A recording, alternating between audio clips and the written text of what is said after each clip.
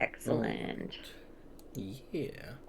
Visuals might be a little odd, but the audio is there. Cool. All right. So it has been about 2 weeks since last we sessioned. And what a session it was. Session 80, in fact. Goddamn. Ooh. Yeah. Yeah. Hell yeah. So, you guys had hung out with the Vistani some more and prepared yourselves to leave. And you met some interesting characters. I'll give you a little bit of a rundown of them. Of course, Nerys had a knife fight with a kid who Mm-hmm. As arguably she held does. his own at some points, as she does. Hey, bro, he said that he was into training, and so they trained. Don't hate on her for that, bro. She was Same level of supporting his training Yahato will promote.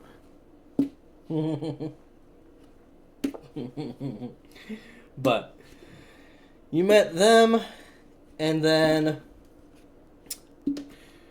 you also, or Nerys talked to Solana and had a sort of, hey, if you hurt my girlfriend, I'll kill you moment. And Solana had a, hey, if you hurt my daughter, I'll kill you moment. And they bonded, Mhm. you know, like in-laws completely do. normal. Mhm. Exactly. I'm pretty sure that's how my in-laws got together. I don't know. But after that, Nerys met up with Dristan and Kaya at a temple for the Vistani, and you met a small, lovable Kenku named Alf. And he seemed a tiny bit off of his rocker, but, you know, perfectly harmless. He introduced you to Sigia, who appears to be one of the Templars, the sort of guardian warriors of the Vistani. Sigia was a bit standoffish at first, but you also noticed something interesting about him and the fact that he is blind. Apparently, the Dark Forest can take things from you sometimes, permanently. What a lovable and useful piece of info to know as you guys are traipsing through it yourselves. Maybe you'll all come out blind. Huh? But Dristan noticed something interesting. Ooh, Swarmkeeper, nice. Dristan noticed something interesting as he was talking to Alf, which was that Dristan was making small talk with Sigia. Sigia asked, oh, where are you from? And Dristan, of course, says that he's from the material plane. And Alf goes, haha, no. And everyone started looking at Dristan like, oh, eyebrow raise, you gonna correct him? Everyone was perplexed. Turns out Sigia is from the Shadowfell, but originally from the Western Vistani. He never really elaborated as to why he is no longer with them. But then you guys had a giant feast and you did something that you hate doing, which is being social. Met a lot of people, said a lot of things here and there. You talked to a Warforged named Spirit, and a slightly different version of Alf that seemed to be much more capable and less adorable, but also slightly insane. This version of him seems to be a sort of transformation. You think he might actually be some sort of were creature, though you're not entirely certain. And during the feast, everyone told you, hey, you're going into the forest, it's gonna get bad. And you're like, yep, we know, but also, And they made sure to give you some things to help you survive, or to patch you up should you survive. After all, you might be a little hurt when you leave the forest. Who's to say? But Nerys got a spell scroll, Kaya got an herbalism kit, and a first level spell scroll, along with some restorative ointment. And Dristan got a second level spell scroll, and a potion of healing, and also the all-important drum. He did get a drum. He did Targeted get a- audience. Exactly. And then came the lovely time when you guys entered the forest. Now, it was a normal forest by all means at first. A little misty, a little haunted, your average fare. And then you saw three interesting characters. Sectus, Hagrid, and Marcellia. Three figures from your past that you had not seen in quite a while, or in Kaya's case, not at all. You assume that they're sort of spirit guardians, that they're there to kind of guide and hopefully protect you. But I do warn you, nothing will truly protect you in this forest. You don't really have any means of protection. You just have a means of survival. But as you guys kept going, each of you came to your first pit stops. For Nerisse, it was the Guildmaster that she had met long ago. You see, he had sent her to take care of some dirty work and hopefully kill her in the process, more bang for your buck. Nerisse, having some fighting decency, didn't fucking die. She outwitted a Sphinx, which is on its own quite the achievement. And when she came back, the Guildmaster was torn up, and his guild hall was eviscerated. And he proceeded to blame her about it for about 5 minutes. Mm-hmm. And she came upon her first taste of what this forest is going to be like as the spirits dove against her, and she fought them. Now, she was successful in killing the Arai that was currently plaguing her. That's all great and good and well. However, she suffered a -2 charisma, and she will continue to do so until she leaves the forest. Careful, those things compound. Now, Ooh. Nerisse didn't have to have all of the fun. Our other heroes did too. Kaya, for her part, got to go adventuring. Her favorite thing, of course. She went dungeon delving down memory lane. And she came upon one of the first areas that she had really explored. You see, Kaya had checked this place out beforehand. She had looked at maps, ancient rites and rituals, and practices detailing everything this mysterious ziggurat was about.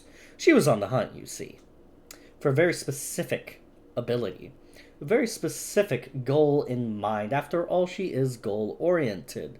However, the one thing she wasn't that day was lucky, as she came into contact with something far worse than she could have ever imagined. And wouldn't you know it, it sounded like her mother. I get it, girl. I get it. But while the two ladies might have had mommy issues, Dristan had issues of his own. You see, Dristan was transported back to a wonderful time. A bit of a stressful time, sure, but the beginning of one's career is always stressful. You see, Dristan got to experience what it was like building his theater again from the ground up. Some of those first moments, those first trials and tribulations, and like the celebrated artist he is, was, and always has been, he sailed through them perfectly. However, it was a little bit of a slippery grip, as the more he proceeded through these memories, the less he quite remembered everything. Alzheimer's is a terrible and dreadful thing, and Dristan got a nice little taste of it. Faces kind of morphing and disappearing, names too slippery to hold on to, experiences kind of just fading away. But as long as his memory lives on, that's all that really counts, right? Right. Right. Maybe. Maybe. We'll see what lies ahead for the famous playwright. And whether he'll remember it. But in any case, we come back to you guys in the lovely forest. And before I continue, I'm going to make sure that I'm actually hooked up to the music this time. I didn't start playing music in HLF, or at least listening to it, for like 2 hours. This is what happens when I'm not here. Exactly. All right, there we go. That is absolutely not true, Sammy. I was on watch together alone for 2 hours. It's their fault. Sure. Details. Who needs them? Mm. But I believe we had left off with... Hold on, let me check my notes. And by my notes, I mean Sam's. Ah, yes, Kaya. We had left off with you, exploring that nice little area and hearing this duplicate of yourself for the first time, and the spirit that wove around you both, which was your mom. That bitch. Ah, that bitch. Alright, once Foundry loads it, I will take you there.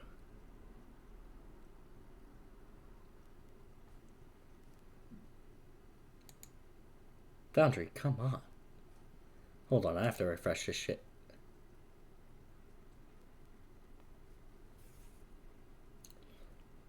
Oh, since it has been 2 weeks, do you guys have any questions or anything that you want clarified before we continue? Why is life? To make you suffer.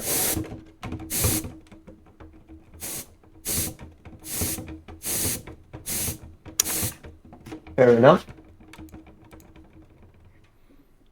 Hey, the third refresh finally worked.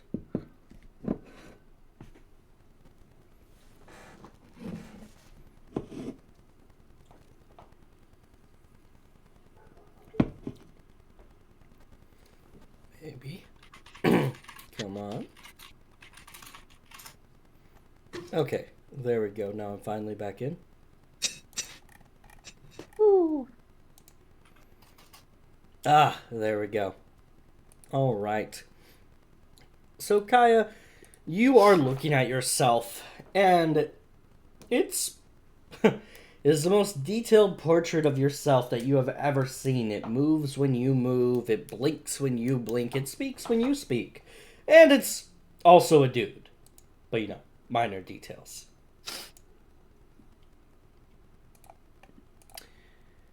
We come back to you, having just seen this duplicate of yourself appear and mirror you. And the weird feeling is that they're both you. You're controlling and feeling both of them. And as you're realizing this, you have heard your mother's voice around you. And you almost don't recognize it because your mother died when you were extremely young. And yet, somehow, you know it's her. As she tells you, don't worry, I will always be with you. Her voice sort of distorts at the end, and you're not entirely sure what to make of this.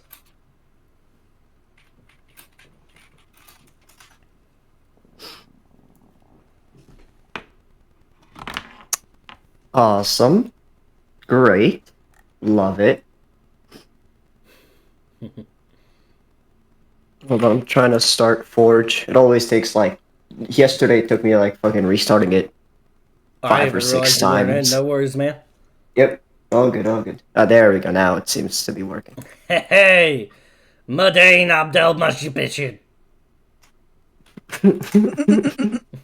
I love how he I love how he mispronounced the one part that he knows how to pronounce. Yup, yeah. On purpose. Oh man.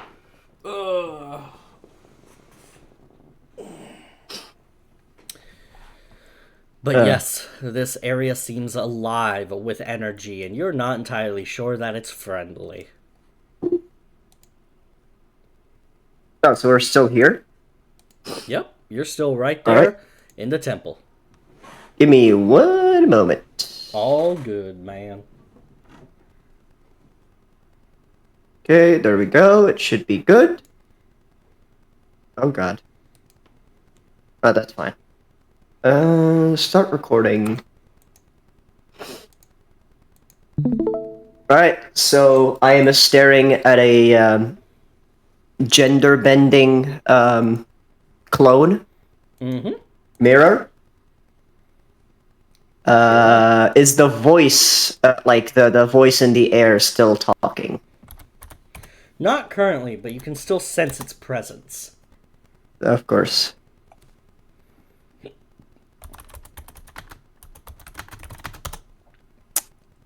Okay. This is really not funny. Who are you? What are you? And what do you need? There's a little bit of an echo with your speaking as both of you speak. It's still very jarring to see, but the voice curves around you for a moment. I simply wish to protect you.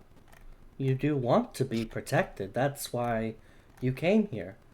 For an ability that would protect you.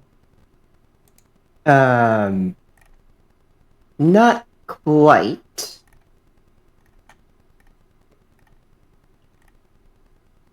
Also, I don't like the way you're talking. Please. What is it that you need? I have everything I always wanted. You have nothing to offer me, and I have already offered you a gift.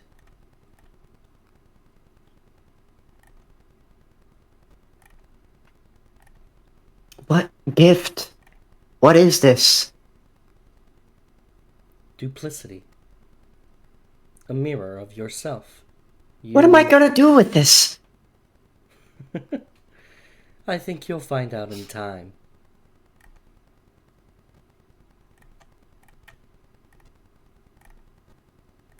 Really? Is that not an answer you find sufficient? Oh, absolutely not. I don't remember reading about any strange tests or whatever this voice is. Did I come to the wrong place? Wrong place or possibly wrong time. Either way, my dear, your luck seems to have run out at the worst possible moment. Bullshit. And she tries to walk away. You can. However, Does the when you Mhm. when you get to about right here, if you move that far, you will encounter a wall.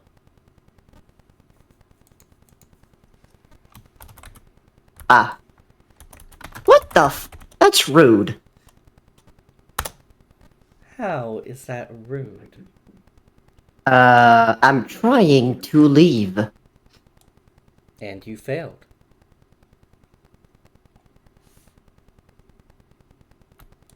She punches the wall. It's solid. It feels almost like a brick wall. Or, yeah, like a brick wall. Roll me a con check.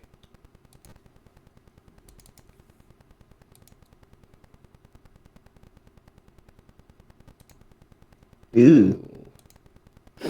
Same. Yeah, that hurt. You were not expecting that, and that hurt.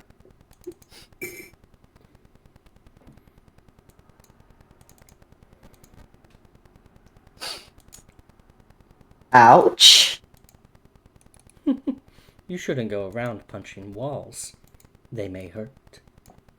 Don't tell me what to do. Why shouldn't I? I am your mother. Like hell you are. It's a funny way of putting it. After all, we do have some of the same features, though I think you might take a little bit more after your father. But some features remain the same. Oh, you son of a fucking bitch. Kaya is, not reacting well to that. How well is she? She is hiding it? kind of not at all, and she is kind of like not trying to force it, but putting her palm on like the facing like this wall and trying to like push through, while as she's staring at this owl lady. The wall doesn't budge, and the lady smiles a bit more. She just kind of walks around, and even scared as you are, and frightened, and just all kind of bewildered, you realize something about this lady. Roll me an insight check. Let's go. Yay! She walks around like she owns the place. At first, you think that this might just be from brazen confidence. After all, spirits, both good and bad, tend to have a lot of confidence behind whatever they do, either because they're already fucking dead, or because they believe that mortals can't touch them. This is not that. This is a sort of familiarity, you realize. She walks around like she owns the place because she seems to be very familiar with it already. Mm-hmm. You know, it is nice to see you again.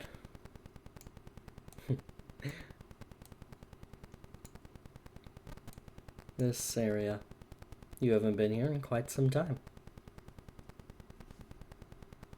I don't believe I've ever been here before. And Believe what she you can wish. tell Kaya on her face right now. It's very visible, like anger, a mix of both anger and sadness, and they're both very visible. Mm-hmm.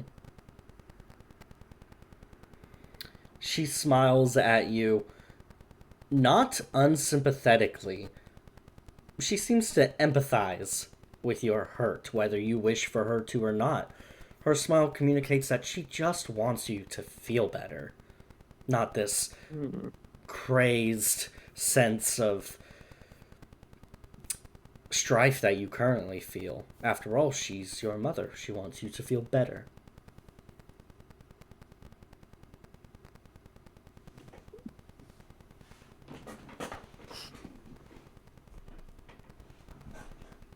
I still refuse to believe that you're her, by the way. In case you couldn't tell, I have never been here. I have no recollections of this place before today. And you cannot be her. It makes no sense. This is a lot of logical talk coming from someone who travels with a revenant and a lady with a broken spirit.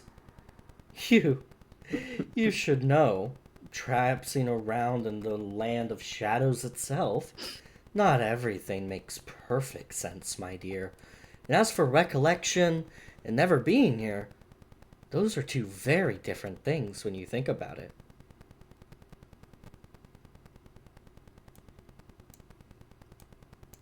So Kaya right now kind of like remembers ish that the present time.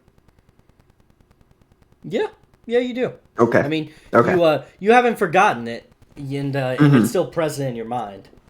Yeah, I was just like I was picturing as like things were kind of like blurring a little bit Yes, as like the memory was being absolutely. relived. But now it's more so like, oh, I'm aware this is a memory type shit. Okay. Yep. Well, I do agree with you on that. Certain decisions I would always question some of my decisions, but that doesn't give you any more credibility.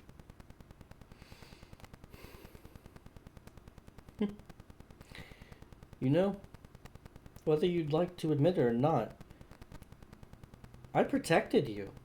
I already have protected you. I will continue to do so.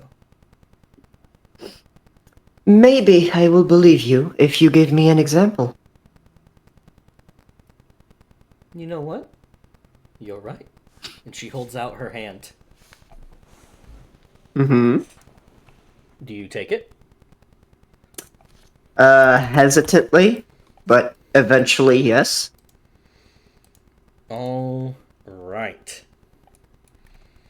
And when you do, a slightly different scene appears. Going to move your token?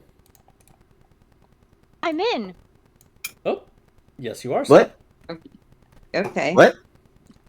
I have no fucking clue. No fucking clue. Well, Absolutely none. glad you're back. Me too. How long you been out? I haven't been out at all. Okay, that's weird. I wasn't even Anyways. in this window. Damn. That's weird. Yeah. Weird. But Anyway, go on. yeah. When the scene changes, it kind of unfolds oddly in your mind. You're beginning to get a bit of a foothold in this sort of weird sense of half reliving a memory, half experiencing this for the first time. And that very tenuous sense of understanding does absolutely nothing to prepare you for what happens next. Mm-hmm. As you see yourself, and also remember and feel yourself in this place beforehand. It looks just like it did before, except you seem to have adventured here with your counterpart. That's strange. You thought you were meeting your counterpart for the first time. No matter. Part of the dream meld. Except that's not part of the dream meld, is it? A dragon staring you down, breathing down your Oh. neck. That is a cool looking dragon. Not what Kaya thinks. That's what I think. Kaya, you are both experiencing what's about to happen, and yet you already know what's about to happen because it happened and you remember it. You still feel it, both for the second and first time. Its breath, kind of a rotting smell emanating towards you, and it would be better if it was a scream. It would be so much better if it were a scream. But it's not. It's a slight whimper and a quick shearing sound as it reaches out with razor-sharp claws made of crystal, and it doesn't even touch you. But you watch your counterpart look over towards you with shocked eyes as its top half slides away from its bottom half. Oh. Entrails pile out of it, like rats finally loose from a cage. Funny thing, the back of your mind is realizing some part of your mind is still logical in the face of this horror, but again, it tells you, almost cataloging, funny thing, when someone randomly dies in such a quick and gory fashion, much like a chicken without its head, they still react for a moment. The body's still trying to body. And the boy version of Kaya, his intestines are still trying to pump things through his body, still moving around and squeamishly moving around and adjusting themselves. Except now there's a hole, and they spill right out of him, kind of jumping and moving around on the ground. Uh-huh. He looks at you lifelessly as the dragon stares you down. You know. Fuck it. How is he looking? He got no top half. What the fuck, bro? He does have a top half. It's just separated from the bottom half. And currently the Jesus. top half is staring at you. What the fuck? Hey, it's nothing you haven't seen before. Or at least, you're now aware. It's nothing you haven't seen before. Yeah, she turns around immediately at her, quote-unquote, mother, and just to give her the most questioning, like, what the actual living fuck was that? She looks at you and she rattles off her next words, a sort of logical, I memorized this story years ago sort of sense, as she goes, "Many nights ago, you came into this palace. You were looking for an ability. you found adventure and danger. What you hadn't realized is that there was an ancient beast kept within the walls. You thought you could outsmart the trap. You were wrong. The trap was sprung, the beast was unleashed, and you died that night. Part of you very quickly, the other part of you, well, you found out entirely too soon that this particular species of dragon swallows its prey live and keeps them there in a sort of suspended state for exactly 3 days. You felt every pain imaginable, and then you died.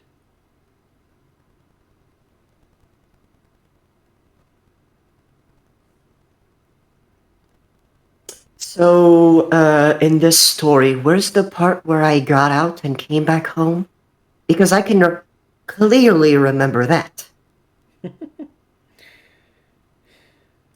This isn't about what you remember, Kaya. This is about what you don't. After all, mother's love is a powerful thing. And when I raised you from well beyond death, I felled the beast that had hurt you. I kept it from your sight. And when you were all put back together like a good Humpty Dumpty, you were shocked. You watched yourself die, and then you felt yourself die. I don't blame you. And I wanted to take that away from you, but I knew it was something that you had to live with. Except you couldn't. You went home. You kept living. Why, you were there for your father's next birthday. It was on that day that you cracked.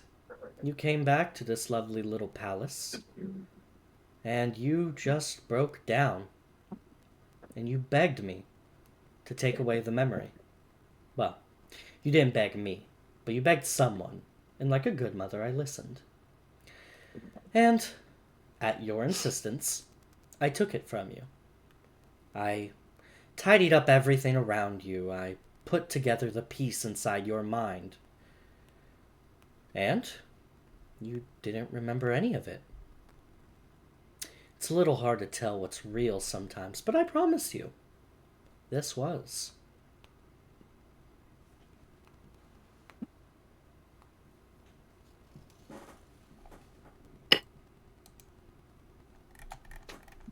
Okay.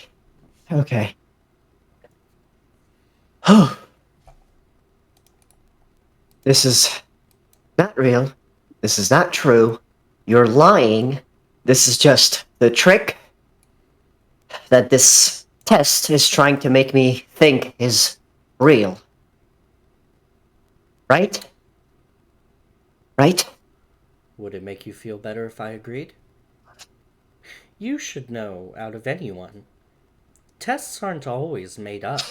After all, tests try to see what you've learned. And if we were to make a fake scenario for you to play through, how would that really test what you've learned?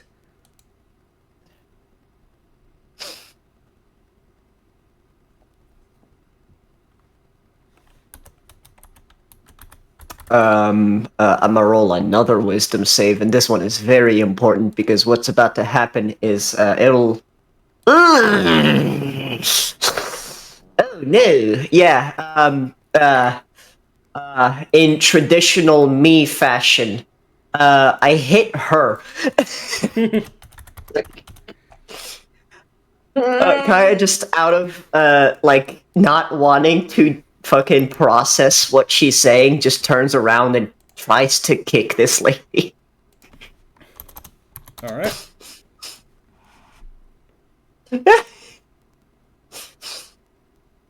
Lady dodges. She does. Actually, no, she doesn't. Your hit connects. It just doesn't do anything. She hits again because she is really enraged right now. Understandable. Hit again.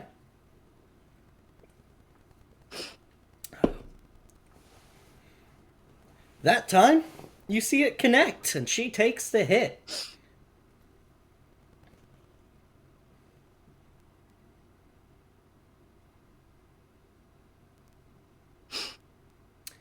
She seems saddened by it. She looks at you with, you swear that's almost pity in her eyes.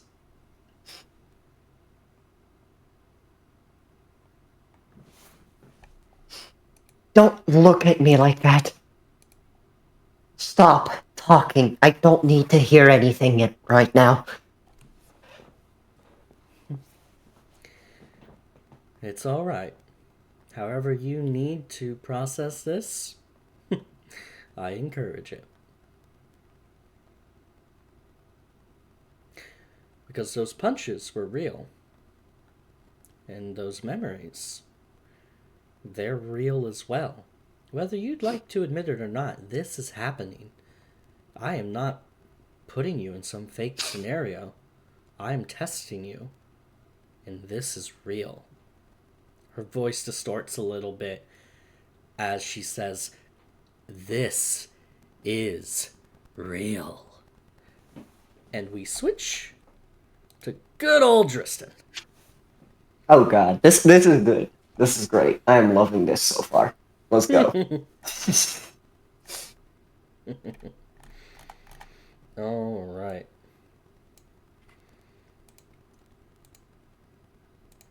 Give me just a sec.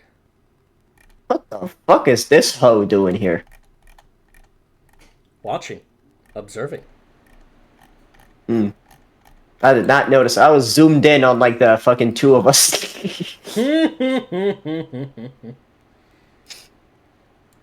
Understandable.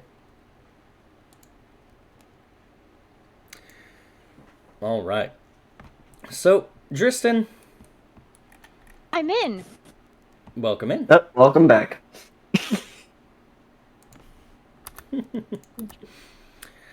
Dristan, we come to an interesting scene. Now, the last thing that we had seen with you was you being very, very sick. Sick as a dog, someone might say. You're not entirely sure why. It really just came upon you in the middle of the night, as these things so often do. And you had talked with people as they assured you that the great Dristan Valzan could not be felled by a simple illness. No. You and yours is a story much more grand than that.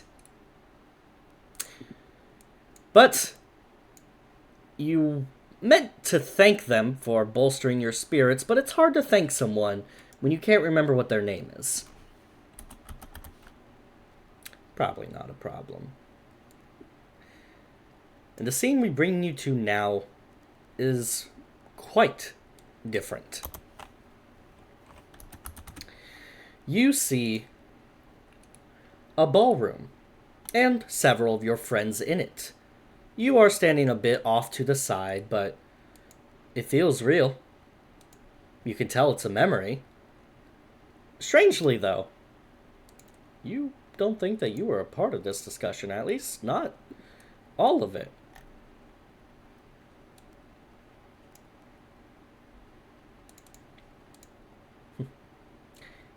Your friends are quite the inquisitive ones, Master Dristan. Sectus looks to you and bows his head politely. Looks around, confused in ways, doesn't really understand. Yes, so it seems. They are the ones that have the more inquisitive minds.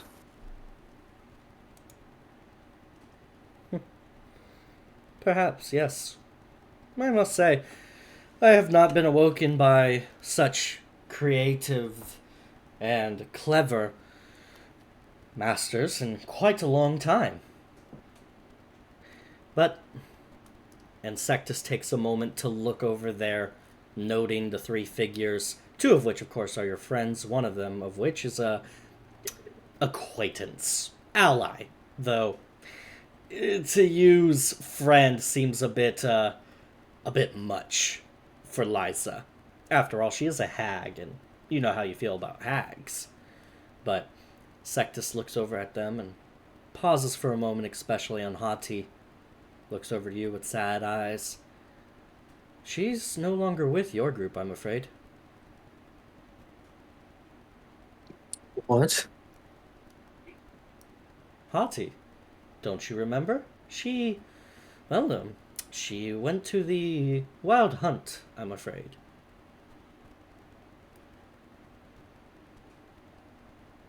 What do you mean? She's right here. Yes, she is. Right there. But nothing lasts forever, Master Driston. Not even friends, allies. After all, she left your group, didn't she?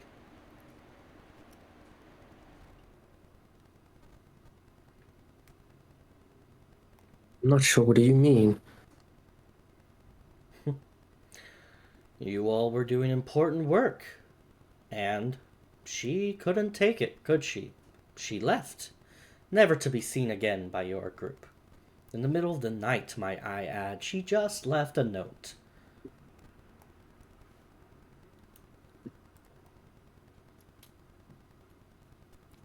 That's preposterous, Hati. Out of all of us, she's more keen to the hunt of anything else, whether it be by prey or actual metaphysical things. Did you read the note she left for all of you? The final tidings?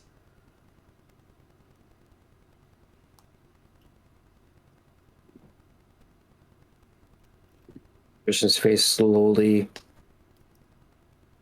melts from this sure fact to the realization. Oh. So it seems. Master Driston. Where are we? Oh, we are in a memory of sorts. You are seeing not your own memory, but the memory of this place. Your friends had been speaking to Liza about a very important ordeal, and I just wish to remind you of those that you have lost.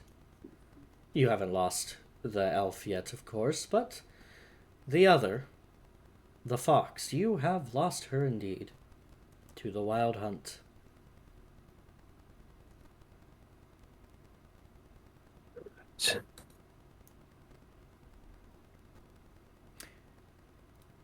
Many things have been lost on the way. Although, I do have good tidings of that. You'll be happy to know that they managed to split her apart. Her counterpart was separated from her after all this time. In the Wild Hunt, they could be in it together.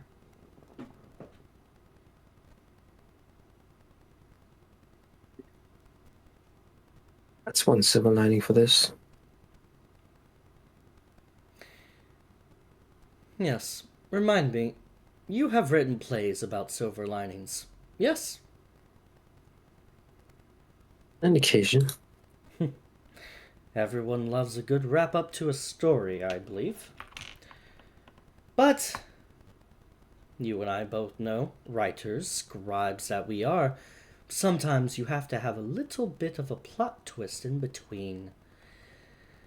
Your friends, I'm sure she understands, although I doubt she was quite happy being reunited with her wolf. After all, I did say that they were in the hunt together. I didn't say they were on the same side. You know what have happened.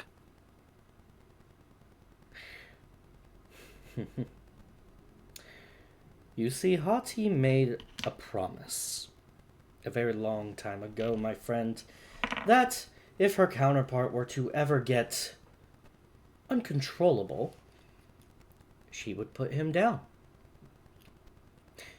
The god of the hunt does not take these promises lightly.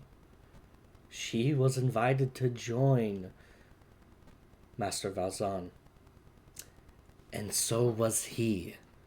But only one of them was a hunter. Only one indeed.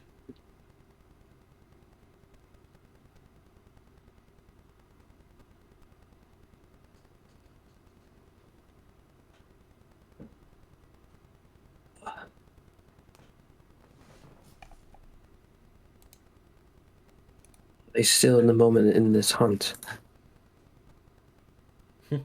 Yes. The glory of the hunt is that neither of them can truly die. She can shoot him through the heart each and every night, and he will rise anew in the morning like a phoenix, just for her to kill again. Perhaps you should have fought for them to stay a bit harder, knowing what they're now going through. There's the luxury of hindsight I did not have. Yes, and he begins to walk away, his hands folded to his sides. Hindsight. You can blame it with everything, can't you? You couldn't save them. That was something you did not know. Hindsight is perfectly seen. You couldn't fight for them more? No, no, no. How could you have possibly known? You couldn't, could you?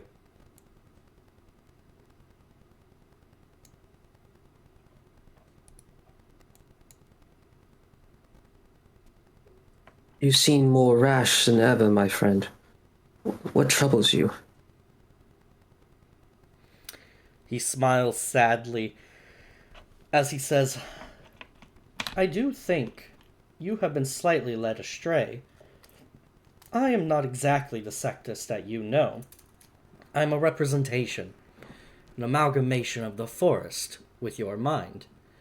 I bear you no ill will, of course, as would the true Sectus, but I am not your friend. Yet if you wear his face, wear your own. Do not hide behind the guise of others. Oh, when will you learn? This is no guise. You have brought this unto me.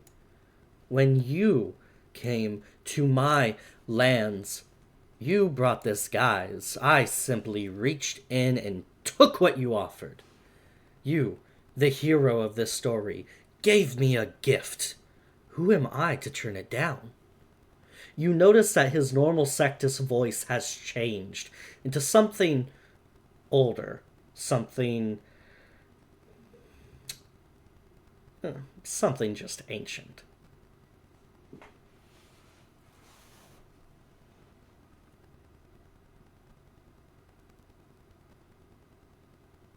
Either you wear his guise, but speak your name. I'm afraid I can't.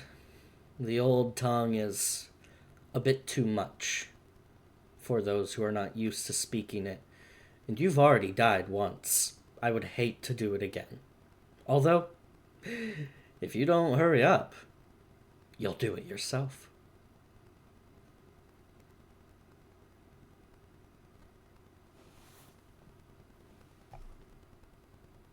Release me and be done with this. Oh, release you this, release you that, be done with this here, be done with that there. You know, that is the one thing that always makes this interesting and different each and every time. I don't keep you here. You keep you here. None of you seem to realize. I am simply a place. A place sentient, of course, but a place nonetheless. You walked in here, playwright. You bear your own shackles. You have written yourself into this corner, and every moment that you spend in it, you forget yourself. You forget where you are. Bound and blinded by your own hands. Reminds you of your past life, doesn't it?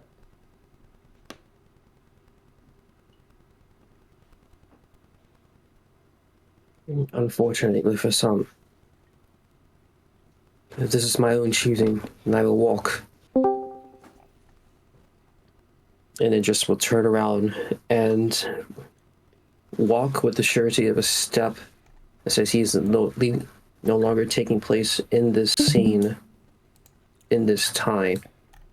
and tries to traverse away. Fair.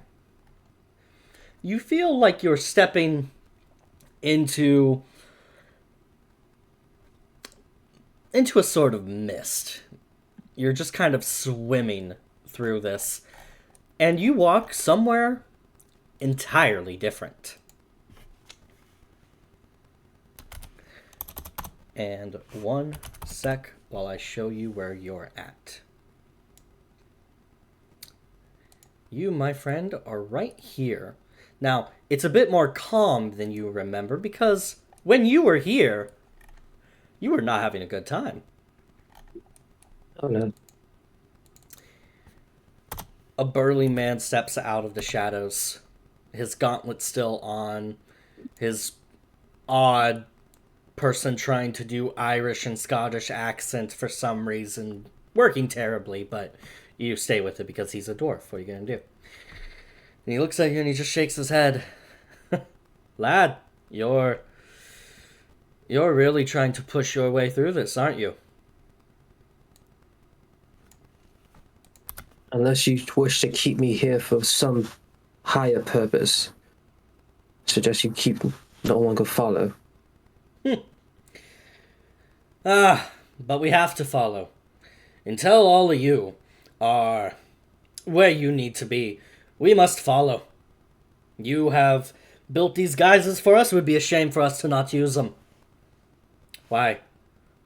I don't really notice a resemblance in this face, but I must say, a dwarf? It's been a minute since I've occupied one. Burly, too. Let it be no minute longer. Show me a way out, if me some sort of use. Yes, you're right. I do need to leave you a bit alone, don't I?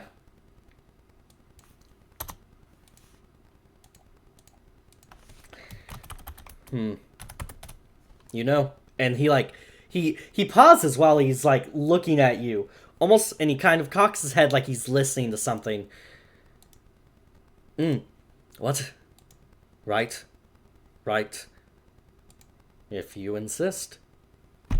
He smiles at you. It's your lucky day. I have been told to leave you for just a moment so that someone else may speak with you, and by the gods, they sure do seem to be wanting to speak with you.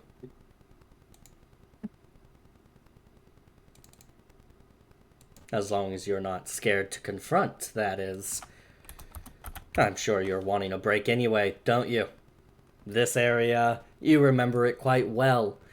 You died here. All of you died, really. Shoddy workmanship, I might add. Your friends trying their best and utterly failing. And what did you do to help?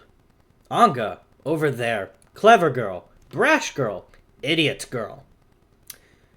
Trying to quell the flames, and her dragon trying to keep everyone alive. And Bryn, well, she was the brains of all of you.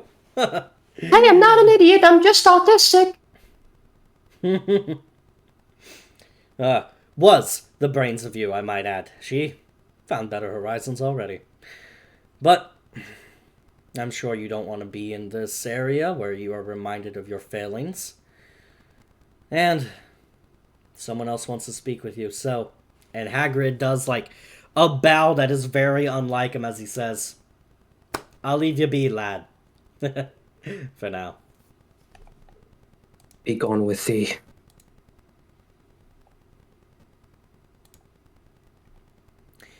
However, the scene doesn't change. Who's in it does. As, one by one, the ghostly remains of your friends begin to shimmer and disappear, much like they were never here in the first place.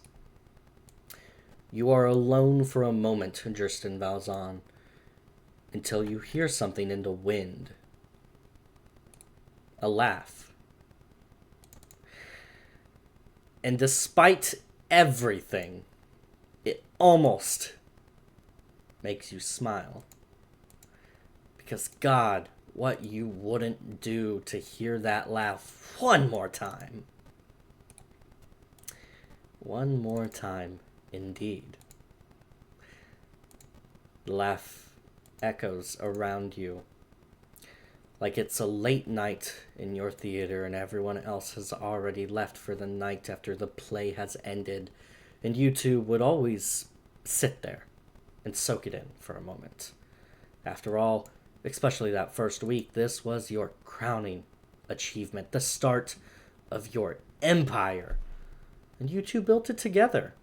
It makes sense that you'd want to share a moment to really let it soak in.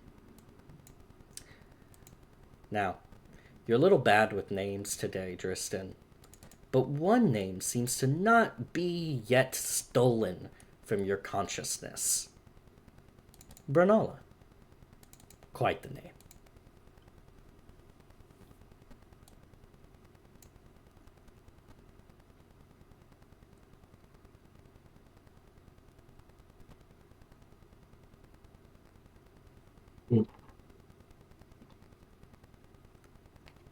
Is that you?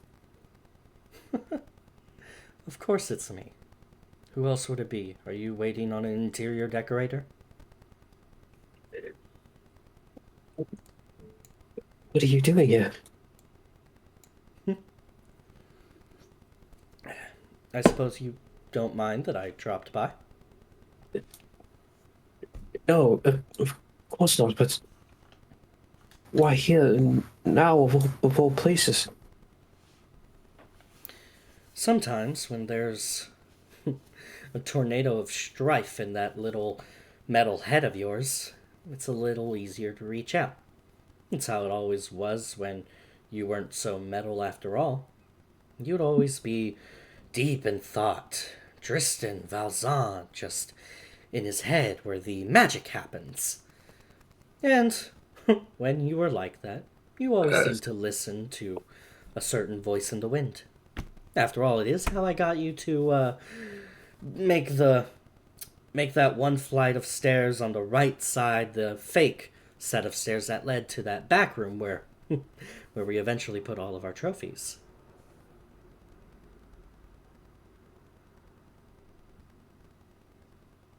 Why now? Because right now you are in danger. This forest will threaten to take everything from you.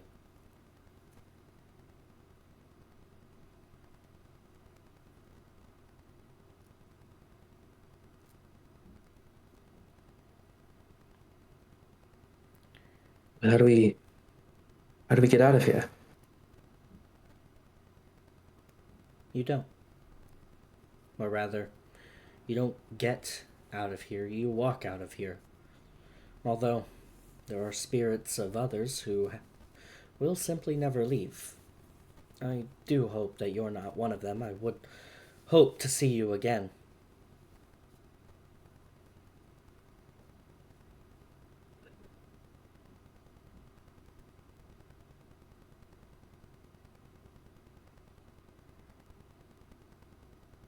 You haven't forgotten me yet, have you? Never. Good. I know that your time is running out.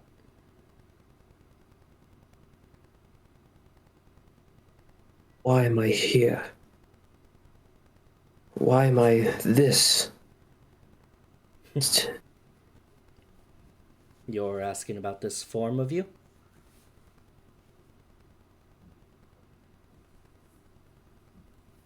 It does have its moments, but It was the This best should I not- could do. You see, I didn't What? have a whole lot of time, and I had to do something.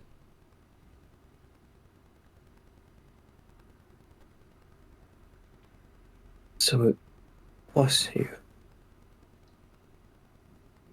In a way, it was.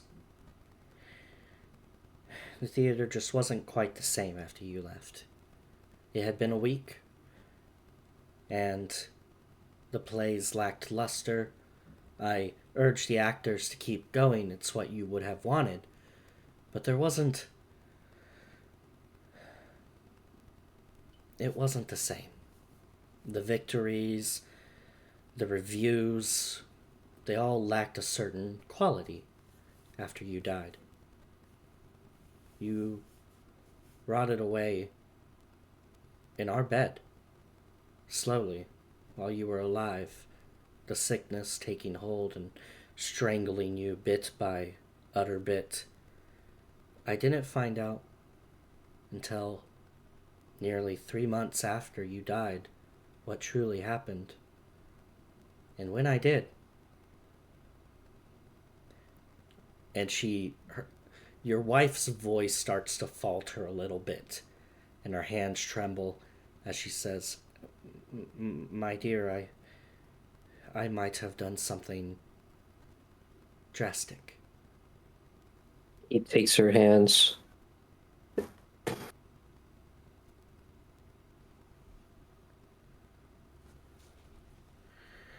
Well, I had to do something.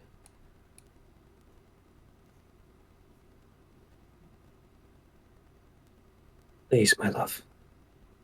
Tell me the story.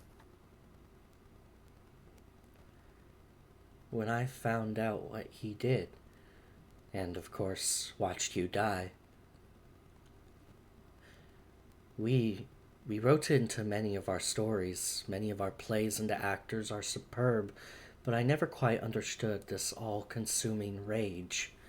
It always seemed over the top to me, even though you prattled on relentlessly about how it was the true embodiment of a warrior's berserk spirit. And when you died, I finally understood what you had been saying. And so, like I did with all of our critics to make sure that we gave them the perfect story, I started researching. You know, I've always been good at that. And I came upon several books that people shouldn't open. But these weren't ordinary times, and I had to do something.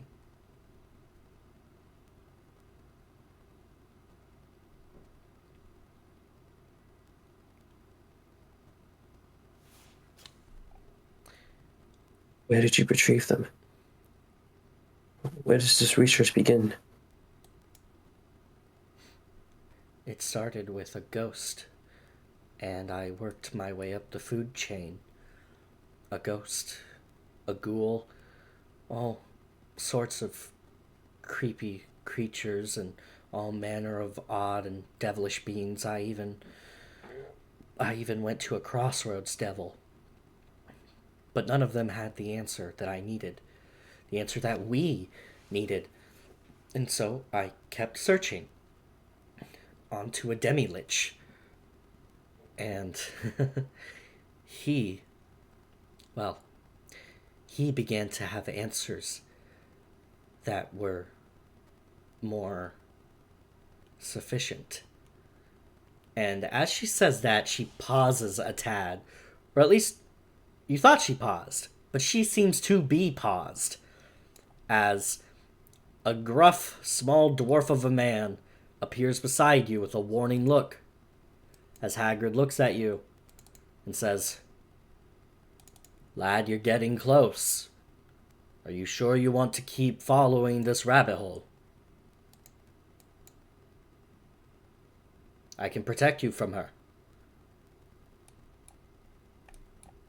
Kristen's head turns to this fake Hagrid, slowly stares and watches embers begin to build up in his eyes. You dare interrupt her story again, and I will show you fear.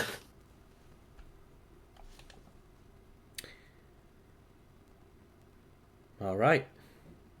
I'll let the last speak. Don't you dare say I didn't warn you, boy. And much like a movie being unpaused, she begins to speak again, and you notice that she has a bit of a desperate gleam in her eyes. Well, the answers were more satisfactory, and I figured if I did what he said and I looked around a little bit more, perhaps I could find the perfect solution. I mean, we we wrote stories all the time of people finding each other after years, decades apart. Some of them are bestsellers. I You can't blame me for wanting to recreate one of those, can you? Hand on her cheek, rubs it. Not at all.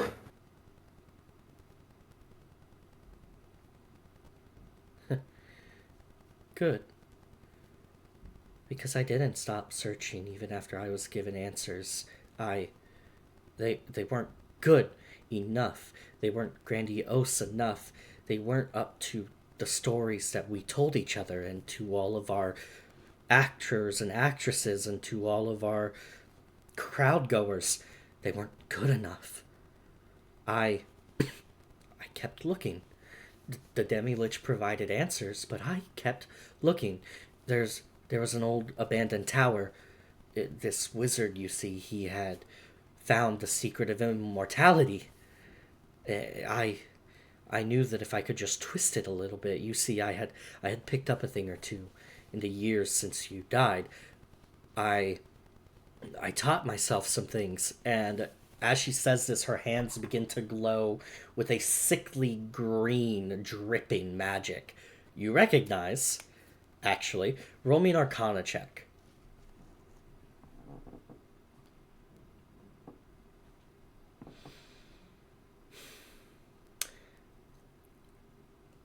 You've seen that before. This is alchemy. But it's not exactly the potion touting alchemy that you are more accustomed to. This is the darker form of the art, arguably the older form of the art. The one that's not practiced as much anymore because people finally came around to realize that sometimes it's not worth the cost. However, apparently not everyone recognizes that.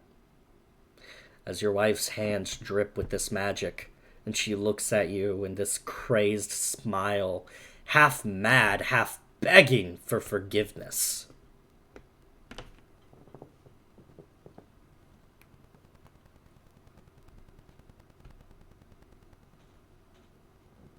You've already gone to the depths of hell for me.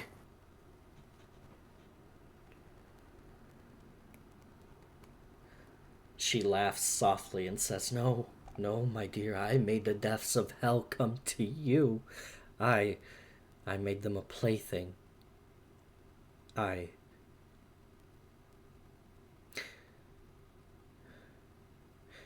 Our friend, he may have become a murderer, but I surpassed him. You were always better than him in everything, and he knew it, and so he took you. I I became better than him in his last act, in his last skill of snuffing out lives. I became better than him, even. I I don't know all of their names, but I do know how each one died. Quickly, painfully. It had to be that way. That's the only way that the spells would take it.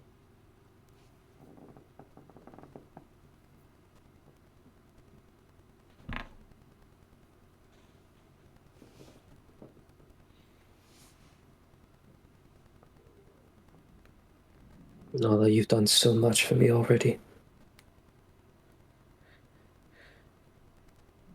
But we have to realize this is wrong. It's not. It, it's what our stories have always told. When there is power, you take it. What good is it? Is magic if it's not going to fix our problems? I have fixed our problems. You are back. You are alive. I fixed you. No. Our stories are supposed to tell tragedy, disasters.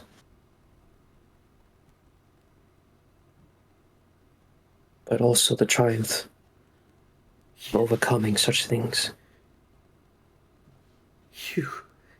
You have spoken of all the things that I have done. I just listed them for you. You died! That was the tragedy. That was the disaster. You left me. And he took you from me. And so I triumphed, like the hero in all of your stories. I triumphed. I brought you back.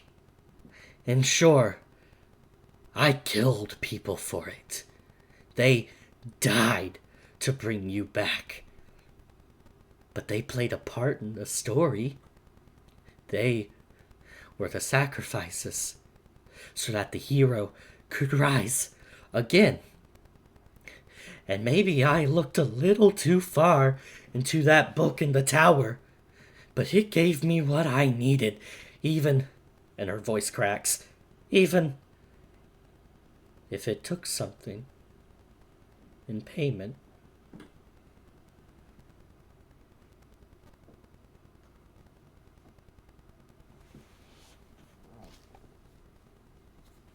What did you give? I gave it everything. I found a way for us to live together, happy, alive, permanently. And it told me how to do it, so I gave it everything. It told me to write, and I did. I wrote it down, every word, over and over and over again, until I saw them in my dreams and my nightmares. And though my eyes awoke every morning, I saw the words and I wrote the words as it bid me do. The spirits around me, some of which I was very familiar with because I killed them, and others from that book. It told me to free it, to write and write and write, because someone had to know the secret. Someone had to know the secret to what I could do for us. Dristan, these words that she's saying, this compulsion to write, it nags at the back of your brain. And I need you to roll either an Arcana or a History check.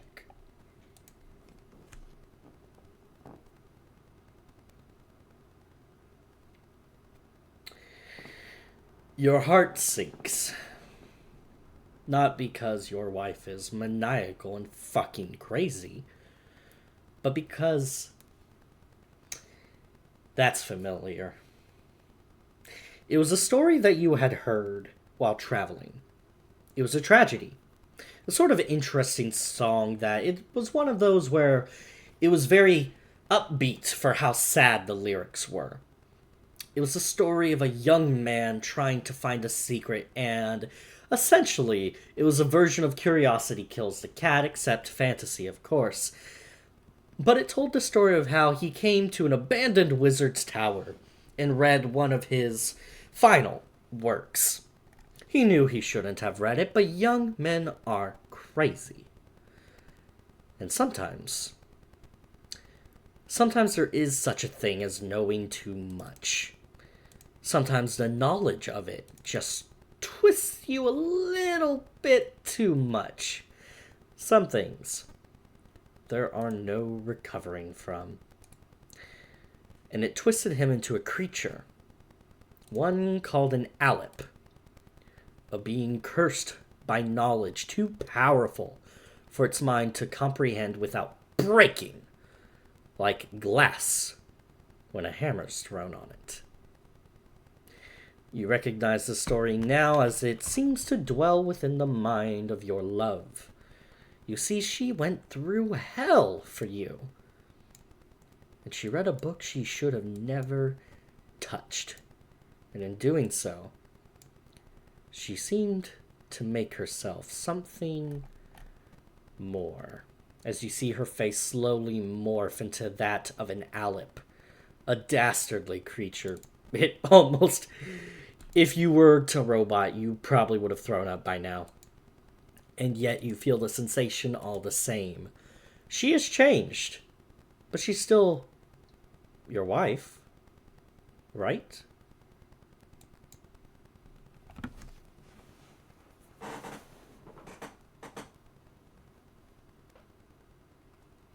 Moment, Tristan heart just sinks.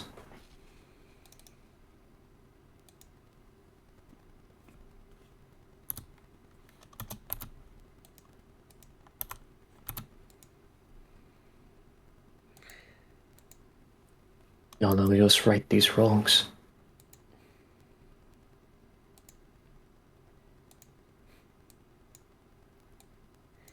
I told you. In the burning theater. You have to act. Because I have done everything I can to bring you back, but your time is running out.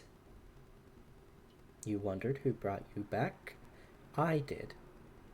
And if you succeed, we can be together again, forever. And her voice distorts a little bit as her form shifts to the Alip. But you must succeed. You will succeed, won't you?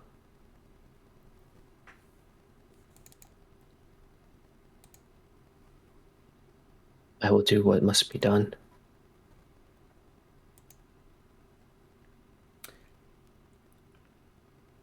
She smiles at you. She says, as will I. And Dristan, she lunges at you. Roll for initiative.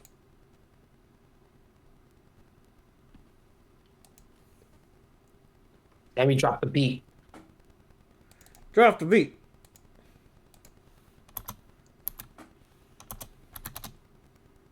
Said drop the beat. The beat. Bro, it's your fucking music. You drop the beat. Yeah, you you the do, bard. Madra. Must I do everything? I'm kidding. Hold on, let me fucking... Ah, there we go. There we go. Okay.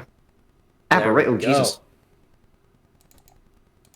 My God, you see her? She's not wearing her makeup. This is why Muslims tell women to wear a hijab. What the fuck is this? Christ.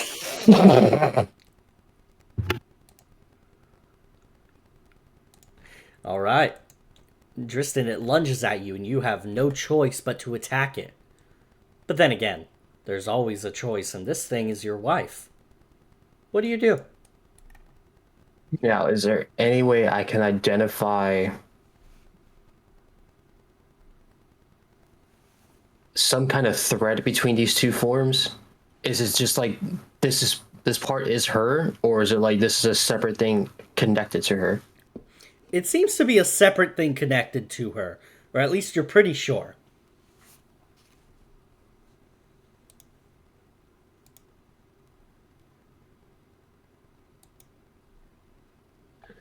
But that Tristan watches as the shadows try to cling at him. But under his breath, he just hears the name Nala as he casts sighted glance on her.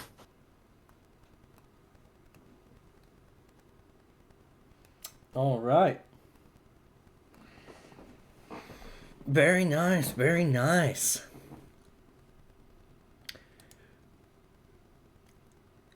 And the thing is obliterated.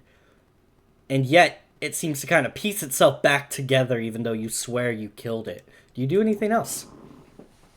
So with that, does it have... It failed to save. Is it incapacitated? No. No, it is not.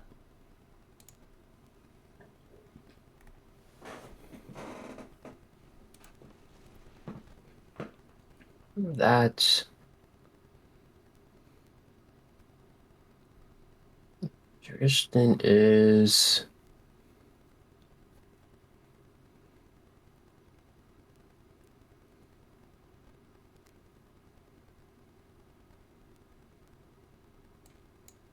I just thought of the fucking craziest thing to do right now. All Oh, right. yeah? Oh no, let's hear it. The shadows begin to cling farther, but Jerson reaches over towards his heart, and then onto that his jacket pocket, and he Uh-huh. pulls out a card. Oh no.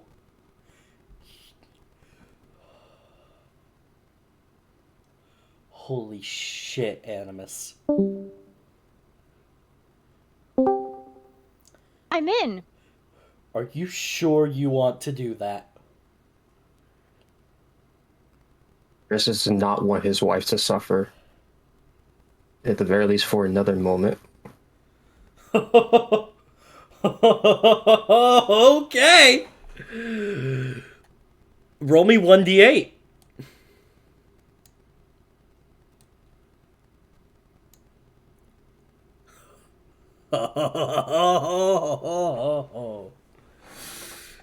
This is gonna be concerning.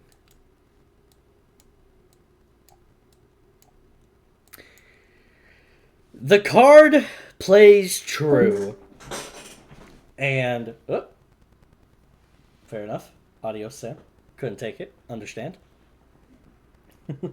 But you are I'm in. switched with the body of your wife. And it is a very odd thing to see your own self look at you with the sort of like expressions of your body, but the mannerisms of your wife, and hear your own voice tell you, Tristan, no!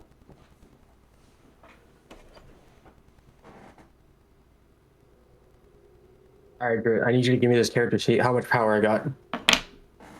Wow.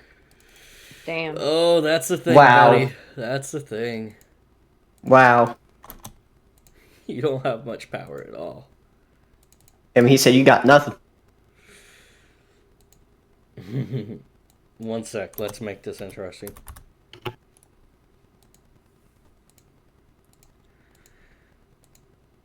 Alright, I technically gave you control of the Owlip, but it's mostly just for cinematic purposes. As the Owlip will latch onto you and you hear whispers in the back of your mind, it is urging you to be obsessive. It wants you to latch on to understand everything, and it will reward you. You get the sense that this is what your wife went through for years after you died. And as the voices are yelling at you, the Owlip begins to switch and change a little bit. An uglier ghost appears, this sort of shambling mass of tendrils of smoke and shadow. And this spirit bears its ugly face at you and laughs. As your first awry commends you on a job well done, this voice whispering to you, you have done well. You are a clever one, playwright. But you know we come from curses. And someone had to curse you for me to be here. Any guesses?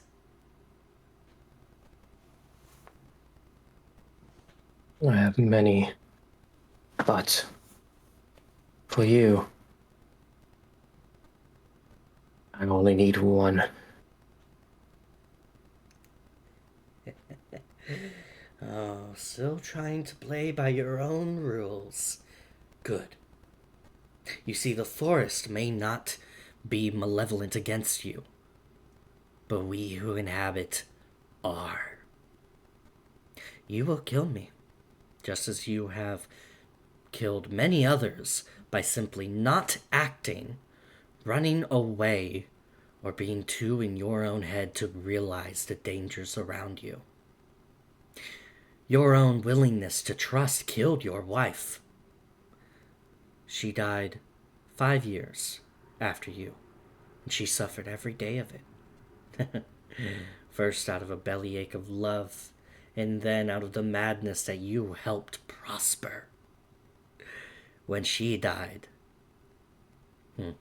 bless the poor girl. She cursed the thing that put her in this situation, even as she loved you to the end. And now, now you and I get to spend some quality time together, so why don't you finish this? Dristan, you feel compelled to strike the Alep again, even though the Alep is you, and you are the Alep.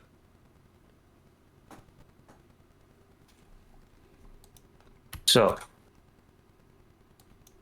can I reach for Tristan's heart? You can. With your clawing, shadowy tendrils, you have a good feeling you could do some damage. But can I have the wherewithal to overload it? Yes. Yes, you can. So that Tristan in Renala's body, with the Alep wisping through his physical form, he reaches over towards the essence of where Tristan's soul were to lie. Where pain will usually come, he would try to break whatever instinct is in his mind to then pour into it any and all the power that the Alep would have. It's a funny thing, killing yourself. And you're in a bit of a strange and poetic position to do it. You immediately feel your body being overloaded, even as you are the one doing the overloading. You feel everything get very bright, very intense. And then, as the Alep laughs and the Arai latches onto you, you feel a sensation. It burrows into you. And now I need to copy your character, because you, my friend, are going to be playing with a slightly different character sheet for the rest of the session. One that has slightly diminished stats, as the Arai latches onto you and reminds you of all of that which you have lost. Your charisma is down to an 18. I know, terrible. See? Terrible. I don't know who left.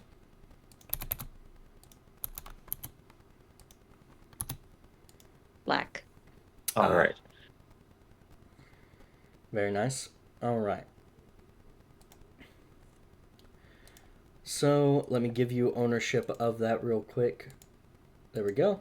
All right, you should see None of the power of the Alep is diminished. Say what? None of the power of the Alep is diminished. What exactly did it just do? That's a good question, actually. I wasn't expecting you to, like, reach out and kill yourself. I would say that you did weaken the Alep's hold on Brenala. However, you realized something while you were doing that. Under there, somewhere, she's alive.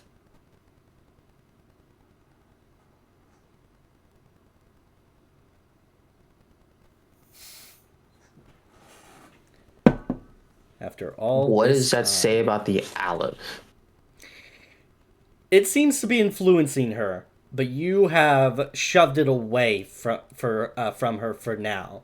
It's blocked off from her. You have given her a moment of reprieve, Okay. wherever she is. But unfortunately, you'll have to wait a little bit to figure out what that truly means as we go to someone else. Kaya. No, I'm just kidding, Nerys. We're picking on you now. Let's go. All right. So, hold on. I have to find this word. What's the word for when you're useless? It starts with an I. Incompetent? Incompetent. Thank you. Wow. You know, Wow. that's Disrespectful. that's such a fun word to use. Especially when you're hearing it from a friend. You know? Mm. It always just hits so much better. Mm-hmm. We bring you to a mansion. One that is rather familiar. Of course, this is just the exterior, so nobody's going to see you. Hopefully, probably, maybe. But you will see them. Let me slide your token on here, as we will paint a scene. It was a while ago, so to refresh your memory, at one point you all had decided to infiltrate Nerys's family's mansion. And there was a little bit of discussion beforehand.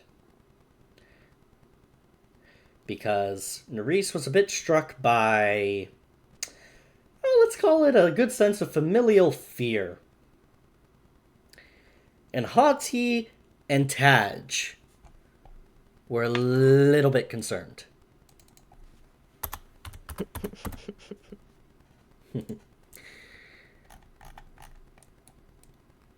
And Madra, I might need your help for this one if you're willing.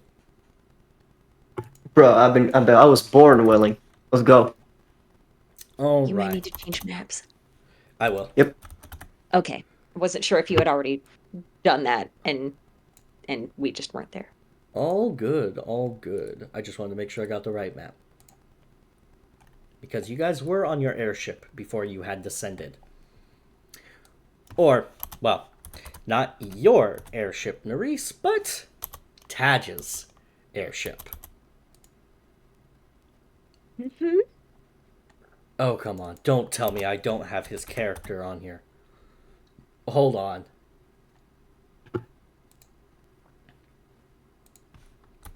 Taj, where the fuck are you? There he is. Don't worry, I got you. Hey, there he is. Oh, yeah, he's dead. Yep. Hold on.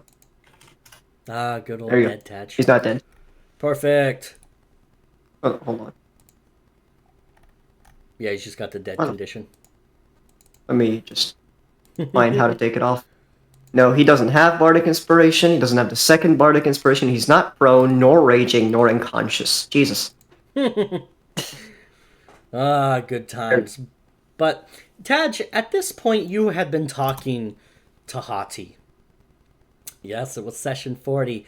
And Hati had expressed some concerns because she was afraid that your friend was just not up for this task. You remembered that she wanted to spare Nerys. You know, get her to a place where she might be more helpful. And you didn't quite feel the same way. As this is going on, Nerys, you are brought back to this area. Now, you had been catatonic at the time, but you're not now. Yep. And as you see all of this, a familiar face approaches. Marcelia looks around and kind of gives you like the oh geez look. This looks interesting. Do you remember this place?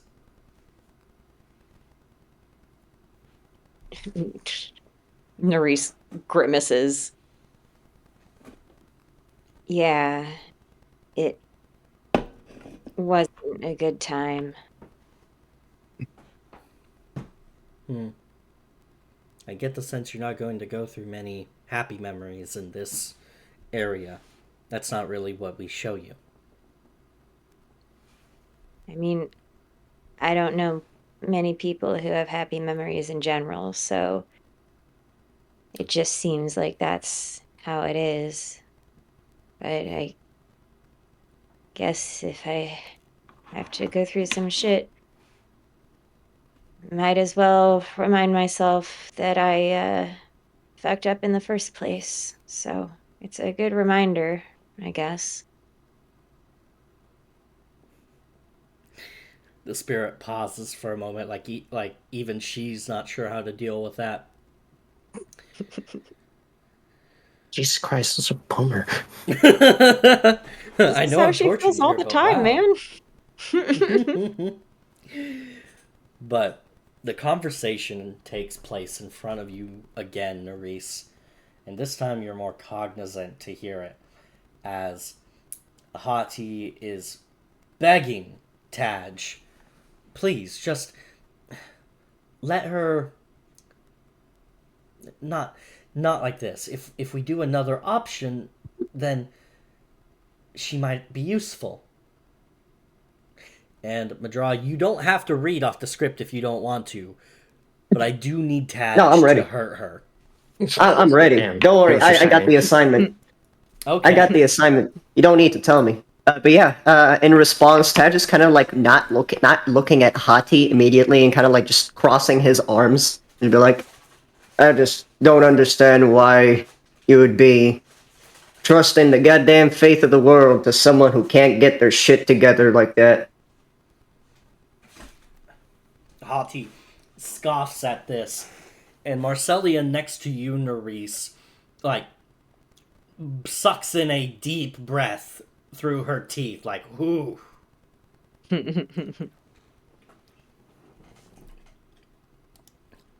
Hati again tries to plead with the Lion Man.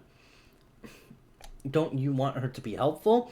She wouldn't have the added stress and emotions and everything else unhinging her. If we go the other option, she'll be more like herself again. The other option is not letting her deal with the fucking consequences and everything else. I'm sorry. I just don't believe in babysitting a hero or someone who claims to want to be one. If she can't just talk to her own goddamn family, I'm sorry. That's just unacceptable. Hati looks like she is struck, but she says she won't be alone. She'll have us with her, her friends. Well, I try to tell her that, but she doesn't seem to realize that either. So, She just not needs my time. problem. Well, time is exactly what we don't have. So what are you saying? We can't just leave her. I'm saying that she either gets her shit together, or we accept the fact that she's useless and move on. Accept the fact that she's useless and move on. Marcelia looks at you, Nerys, kind of scanning your face for how she's reacting. Right now she's looking at Taj with the same neutral expression that she has in times of great stress. And without moving her eyes from Taj, she says to Marcelia, "You don't have to do that. He's right. Actually, the only thing he's wrong about is that I called myself a hero, because I've never done that. But everything else is right. So you can just say what it is. It's fine." Marcelia waves her hand, and Taj and Hati, in the midst of their argument, freeze. Like she's just hit pause on this movie. And before she does anything else, I'll be right back. Okay. Oh man. Joe, you're having too much fun with this. Yeah, you really can't. No, I got it. I got it. It's like, Listen, fucking Rob asked me a question earlier before session started, and I knew exactly what was going to happen and what I had to do. Like I've been ready for this. He didn't even give me details. He just said I need a voice clip, and I was like, I got you.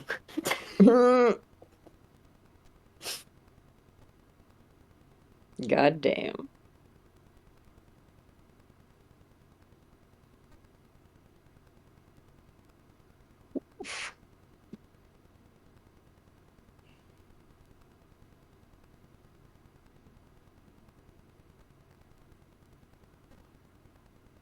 Also, as per usual, most of the things that are said do have a purpose.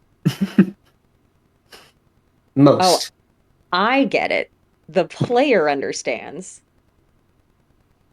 Nate.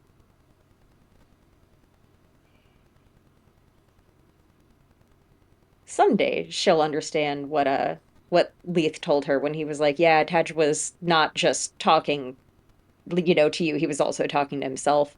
She doesn't understand that yet, though. So Mm-hmm. she was just like, man, that fucking weird dead guy. Weird dead guy. I don't get it, man.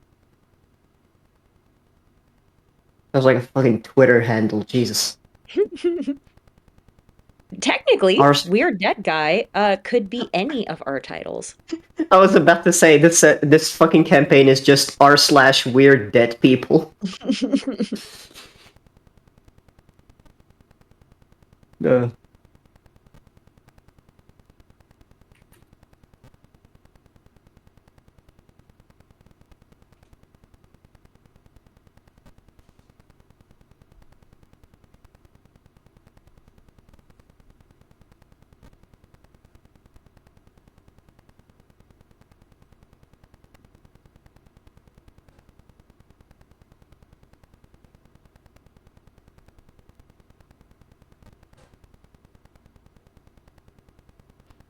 Did you even need the coffee, Madra?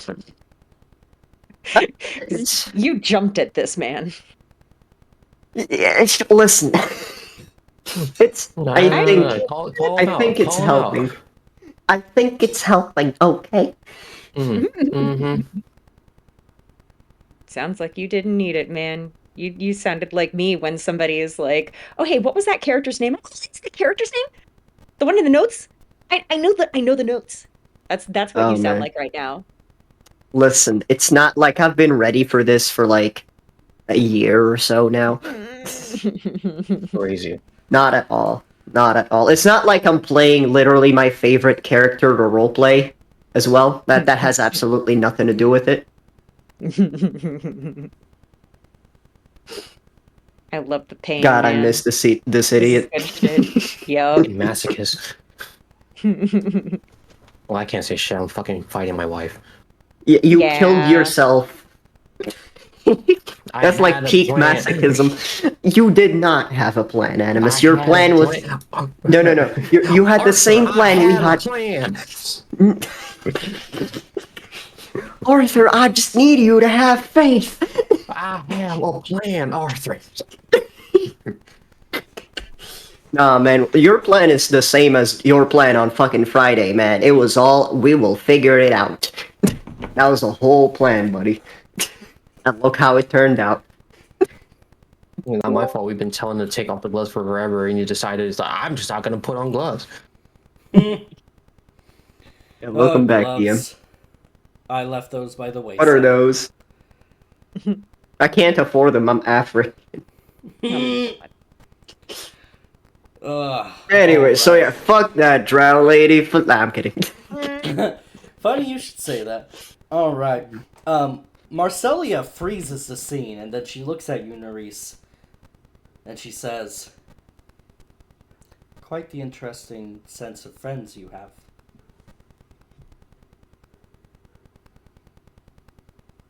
Nerys doesn't respond for a few seconds, and then gives a one shoulder shrug. I don't know what friends are in the first place. Anga tried to explain it to me a whole bunch of times, but she also tried to kill me one time, so I wasn't ever really sure what to believe about her. Turns out she had Tiamat inside of her. I don't know. It's all weird, but I I don't think that you should insult any of them by calling them my friends, because that's what they think of me. And I mean, they're not wrong, but that would be a dumb choice on their part to be friends with somebody who's so incompetent. Marcelia thinks about that for a second, and then you hear her pull something out of a spot near her ankle where it had been hidden by her clothes. She pulls out a very sharp obsidian knife. She hands it to you, offering to give you the hilt as she looks at you and plainly says, "Be competent then." Nerys will, for the first time, stop looking at Taj and turn her head halfway so that Taj and Hati are still in her vision, but look at Marcelia with a confused look. What are you saying I should do? I can keep them frozen in this memory for about 1.5 minutes. That's enough for you to kill them. I'd hope. I mean, after this, Taj died, technically. And, Hati ended up doing some stuff after this. I don't really see what the point in killing them would be, just for, telling the truth. Marcelia shrugs. Do you need a reason? Nerys, her eyebrows furrowed together, and she looks confused in a concerned way, and she fully turns to Marcelia. I mean, even though both of them left, they were still part of this whole quest thing to save the world, I guess. And Taj and Hati both needed to be there to defeat that golem thing so that we could get the thaumium to heal the council. So if I kill them now, I'm just increasing the likelihood that the rest of us will fail, and then the rest of the world will end. So I don't think it would be really productive. But I also don't really see a point in killing people for telling the truth. Like, if you kill everybody who tells the truth, then only the liars would be there, and that would make everything even worse. So She begins to pick her fingernails with the knife halfway through your sentence. Still paying attention, but idly. And when you finish, she says, you'd make a horrible dictator. yeah, that's not really my thing.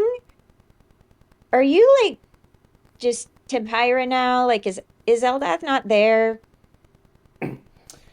She looks at you, and for the first time you notice that her eyes are two different colors.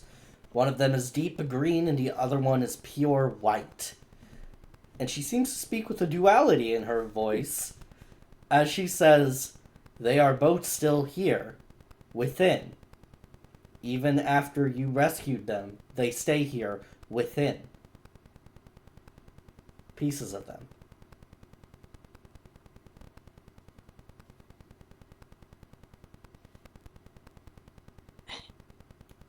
I don't know. It seems kind of strange that, like, you're asking if I want to kill my, and she gets out the word like it's a completely foreign word, friends, when half of you, I guess, told me that I was an idiot and a dumbass when I was saving the other half of you. That seems like extra counterproductive. If I should kill them, I should kill you too. And I died so that you could come back. So I really don't understand what you're trying to get from this. This is a shitty memory. Can you just tell me what you want me to do? I'm not smart enough for this.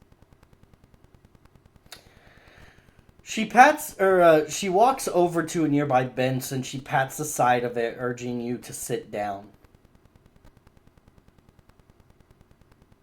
Reese joins. She doesn't have any of her usual fight in her. She just sits down, not looking too terribly on guard. Marcelia's still picking at her fingernails as she begins to talk. And she says, You know, most mortals can't handle being a vestige of one god, much less two. I should have, by all means, died before you even got anywhere close to me.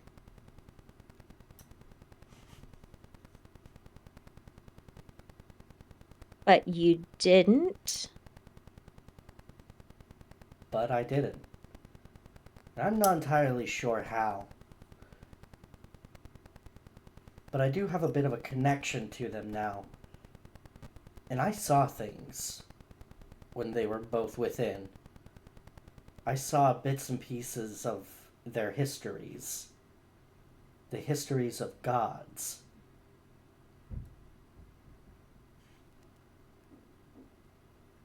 Based on what I've learned recently, that was probably some pretty crazy shit. She laughs and chuckles just a little bit. You don't know the half of it. And she looks towards you with kind of a side glance as her eyes twinkle and she says, There is so much we don't know.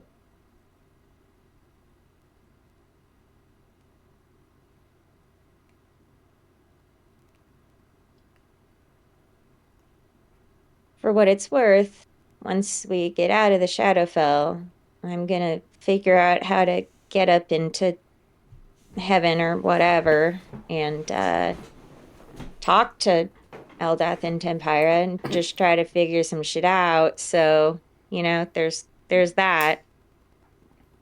Assuming I survive this. She gestures lamely to the whole airship.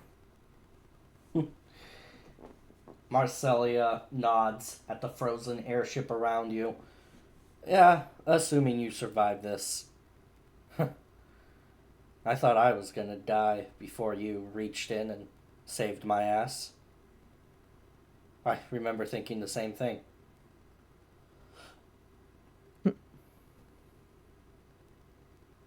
Well, I wonder if somebody else is gonna kill themselves for me now. Maybe that's how I get out of this. I'm not a god, though.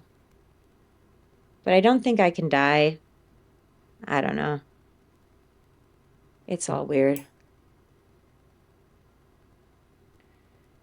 Yes, it is.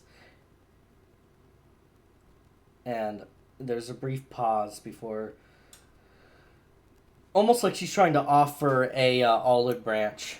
She says, I can try to answer your questions if you want. I mean, they were knocking around in my head. I heard whispers. My question's about Eldath and Tempyra? I was their host for, what was it, nearly a week? I mean, even if they were whispering, the voices of gods in your head, it's not exactly something you can shut out.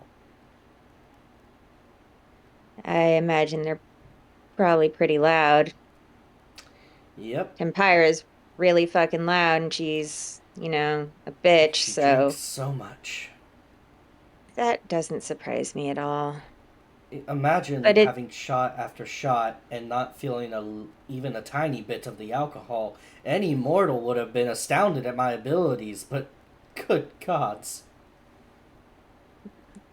damn. So, do you know what the fuck was up with Eldath when she was all like killing people and eating rotten apples that were bloody? She shakes her head and says, different places seem to have different versions of the gods. They have stories that they've heard that they've bended into their own dogma, and whether they're true or not, they seem to be prevalent, at least for them. And gods, there's something that they lack, especially the older, more powerful ones. We as people, we can change and differ. In some ways, the gods must always stay the same. They go through cycles, again and again and again.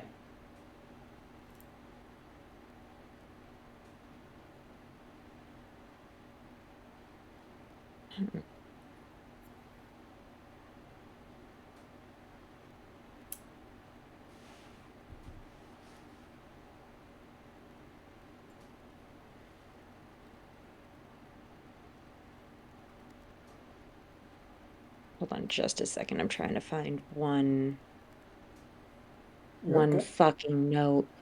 The one note to tie it all together. The Good lord. one There note it to is. rule them all. One note to rule them Oh all. no, she found it. Oh boy. Okay, so when we were in the plane of air, well, and she turns to look at Hati and Taj. Taj wasn't there yet, but Hati was. We went to Eldath's temple, and it was a whole bunch of stuff. We had to fucking put Tempira in a coma. It was, anyway, there was a mirror there that pretended to be all of us, but it wasn't us. And Hati, probably the only smart one of us who was there at the time, actually asked it questions that she told us after. And she said that the mirror wasn't the reason why Eldath and Tempira were connected, but it had a hand in it, and that Eldath came to it in like a really shitty time, and the mirror didn't start the problem, but it was the one who pushed her off the cliff. What do you know about that?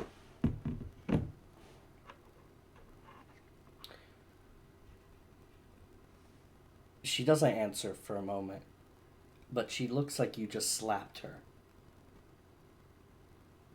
And after a moment, she utters out a name.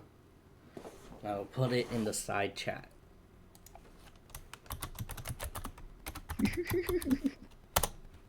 Malekta. She Ooh. says, you met Malekta. Oh, that was its name? Huh. Her name, yes. Interesting. She was the first.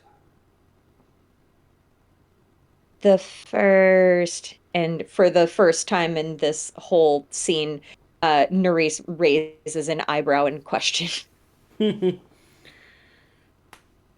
Marcelia shrugs like she's not even disposing that much of lore, that it's just kind of a throwaway fact. As she shrugs and she says, the first curse, I guess. Cursed spirit, demon, sort of. She's like a prototype, or at least was the prototype of demons. She was the first one to exist. They called her the Temptress.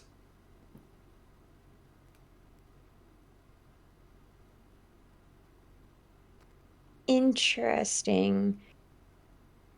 Maybe that's the reason why Eldath went all murder crazy. Part of it. Huh. Well, if nothing else comes out of this stupid fucking forest, at least now I've got one answer. That's nice. You're closer than you think to a lot of the answers. They're just a little bit further away. Nerys grits her teeth and looks back in Taj and Hati's direction again. Yeah, seems like everything is just far enough out of reach that it's not useful, but close enough that someday it'll mean something. She looks at you as if she knows something you don't, and she smiles and says, "Someday."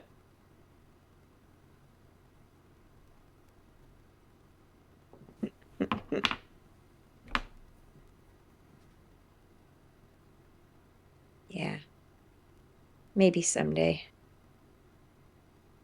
For right now, I'm here, and oh no, I had to fight the guild leader last memory, dream, whatever, I guess.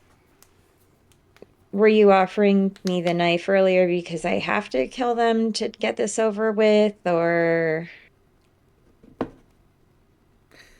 She shrugs, almost as if she was pulling a prank that she kind of half-heartedly gave up on halfway through. No, it was a test.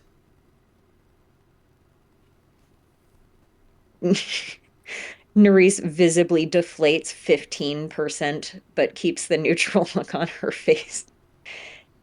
Oh. Well. Did I pass?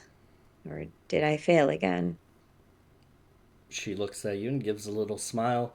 One that seems, reminiscent of a friend of yours. The same little smile that Bryn would sometimes give. As she says, "Flying colors." Huh. Her eyebrows knit together as she looks at Taj and Hati for a few seconds, trying to figure out what any of it is, but after a while she shrugs and says, "Okay, just for the record, I don't understand what the test was or what the meaning of it was, but I guess it's nice that I didn't have to kill my former teammates. So, that's cool." Marcelia gets up, you assume to kind of guide you somewhere else, but she begins to walk away from you as the vision fades into something else. And as she's walking away and growing a bit more transparent, she leans over her shoulder, looking back at you, and she says, "You know, there are some other juicy things I heard, such as Eldath being the older one of the two. She ran with a different group before her sister came along. And we will switch to Kaya." God damn it. Yeah.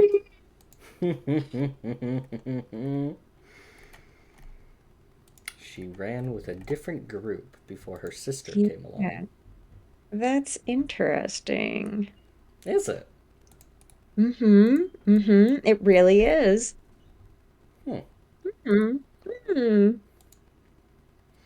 I'll leave it alone for another 20 sessions. No, I'm kidding. 2026, Sammy. Maybe GTA 6 would be out on PC by then. Honestly. I have a Cyberpunk 2078 Oh The Witcher 4. Anyways, keep going. boy. Kaya, we come back to you. What? Crazy. I know.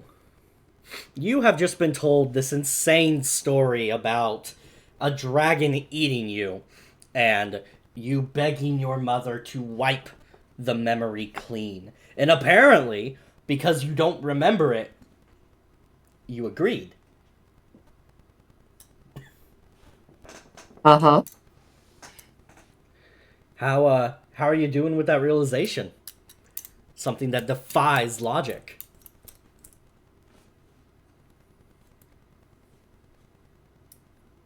Let's figure that out together, shall we? We shall. Alright. With a 17, that's a good roll. That's a good roll. That's a good roll. Somewhat.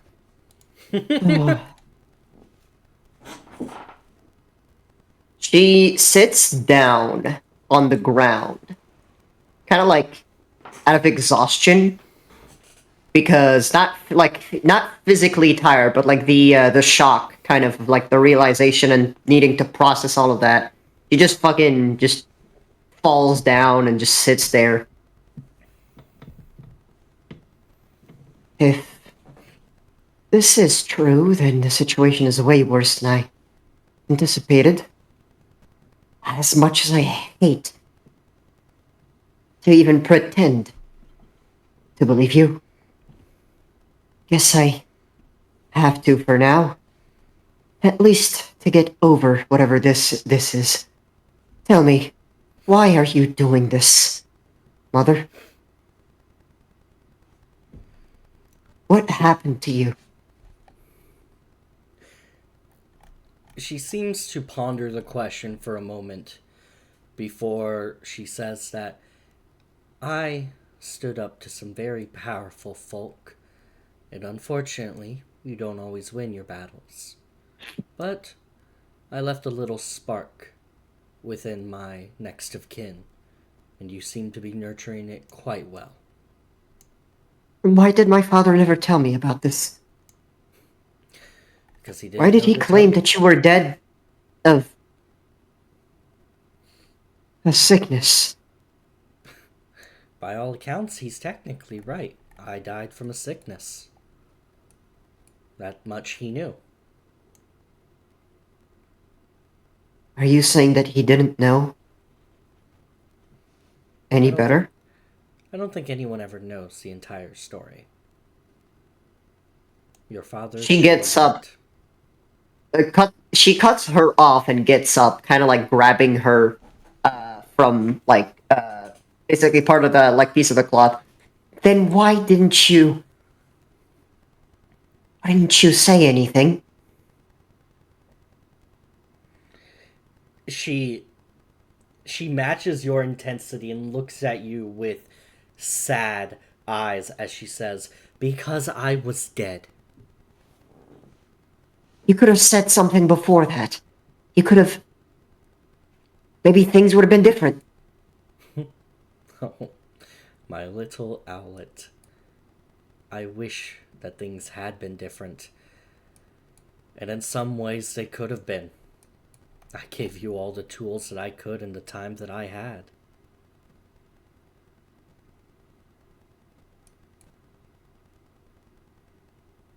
What do you even mean by that? You're not entirely cursed. It was never entirely a curse to begin with. It was a gift, an inheritance.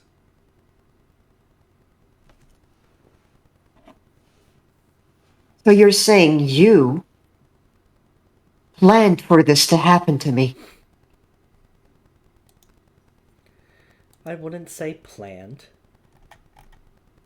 but I had seen a possibility. Why? What are you hoping to achieve? It was for your protection. From what?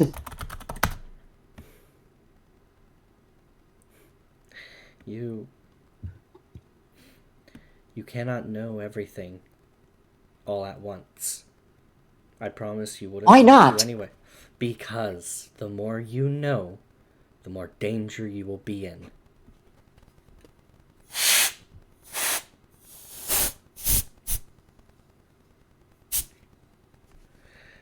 You think I As- can't handle it? Oh, I know you can handle it. That is entirely what I am afraid of. Then just fucking tell me. And she pauses for a moment before she does something interesting, Kaya. 1 second. Let me get it to load.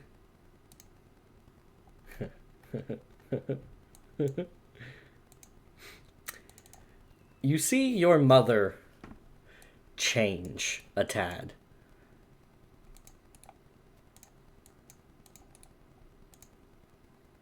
You've done it yourself a couple of times.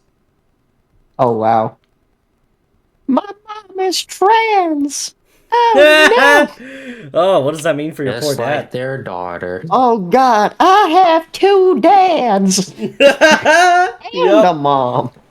What God. what kind of family tree is this?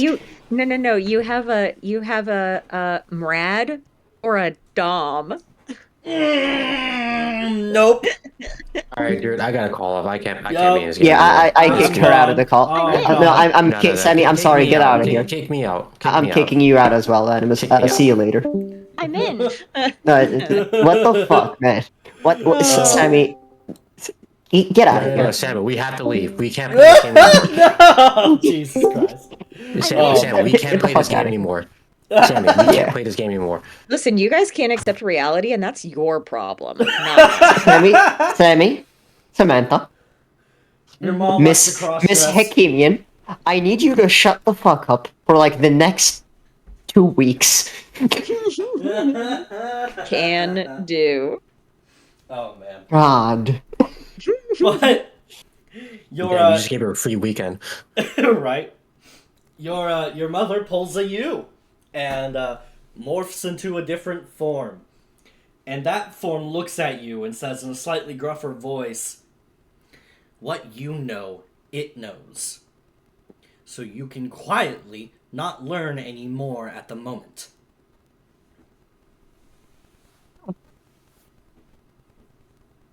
This must be how Dad felt when it happened to me the first time. What? Huh?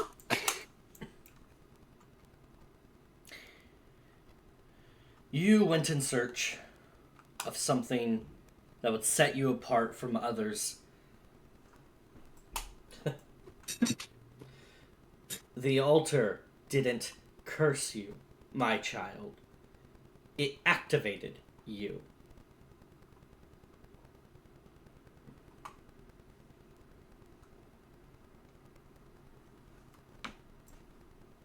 Damn. This is hitting too close to home. This is how I got my ulcerative colitis. Oh no! What the fuck else is gonna happen next? Fucking, I'm gonna turn into a woman. Jesus. Tummy Anyways, aches. keep going. Kaya's gonna get tummy aches. Let's go. Anyways, Yeah, but your dad, mom, shrugs and says, "You wanted the truth. The truth is out."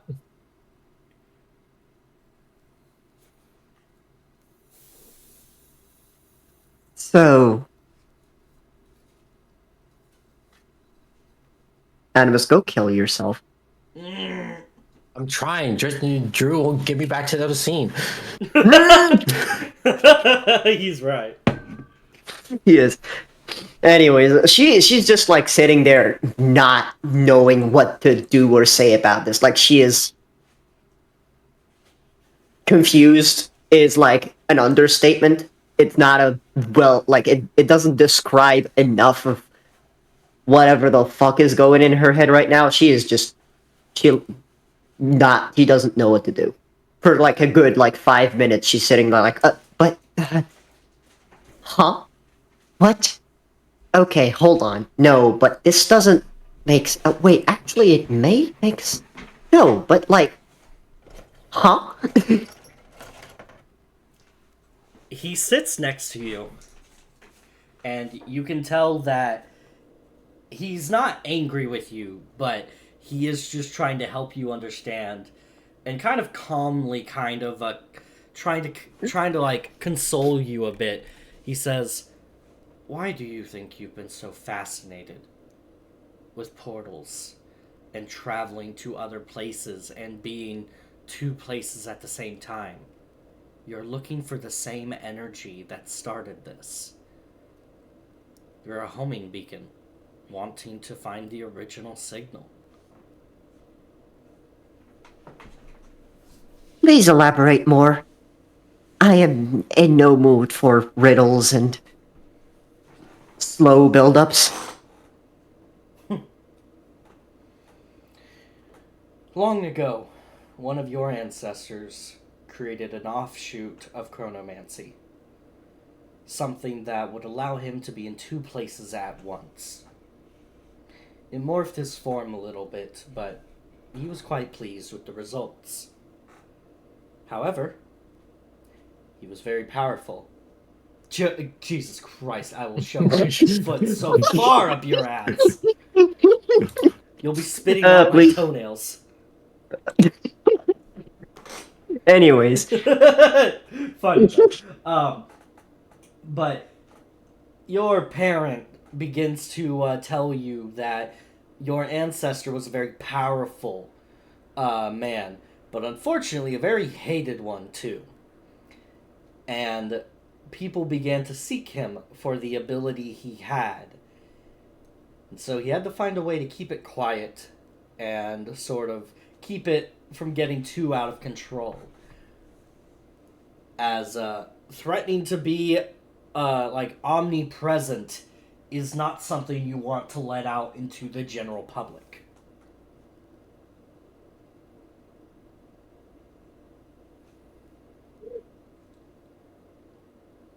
I'm so sorry.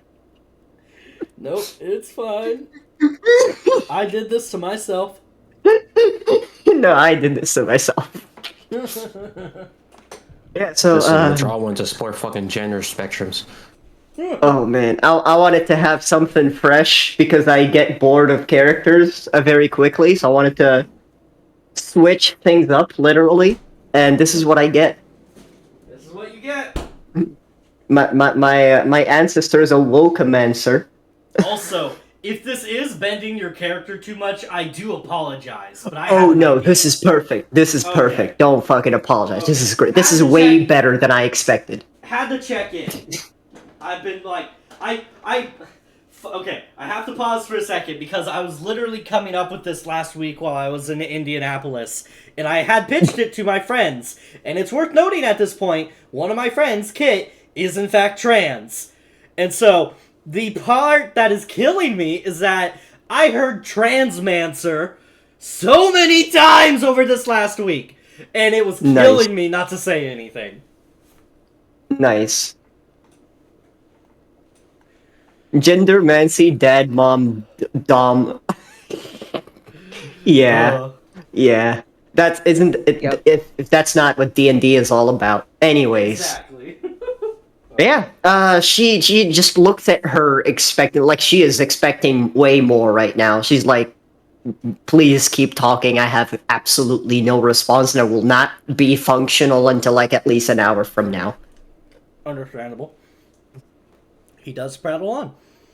He tells you that the culmination of your ancestors' enemies' efforts against him to take away this power he had resulted in a beast that hunts between dimensions and possibilities.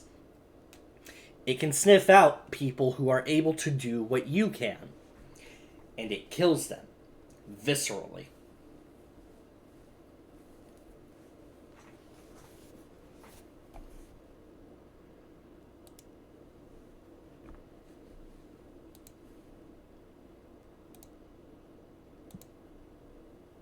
Mm-hmm.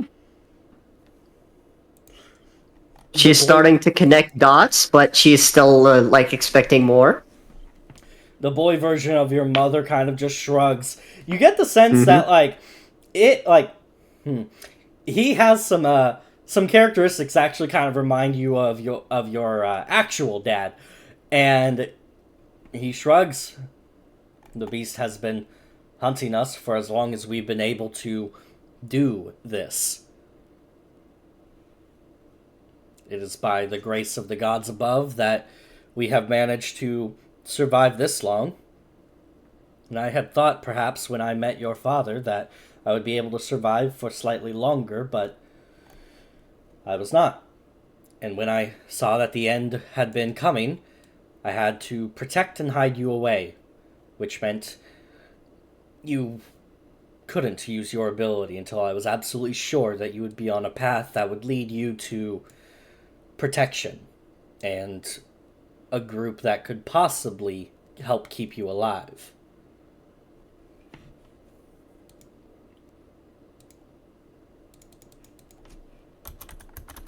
So, when you say you didn't necessarily plan this, you kind of did, but you were hoping that it would happen the way you expected it. Essentially, yes. Not everything is set in stone. I made plans where I could and hoped for the best for the rest.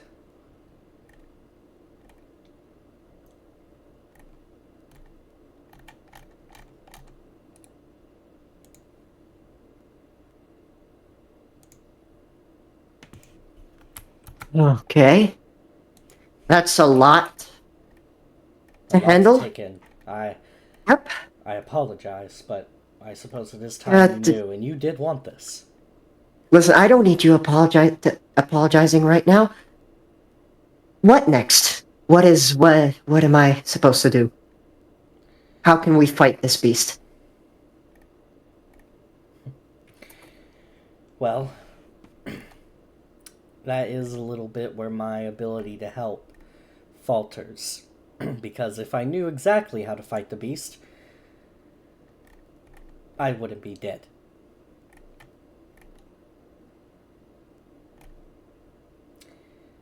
That sadly makes sense now.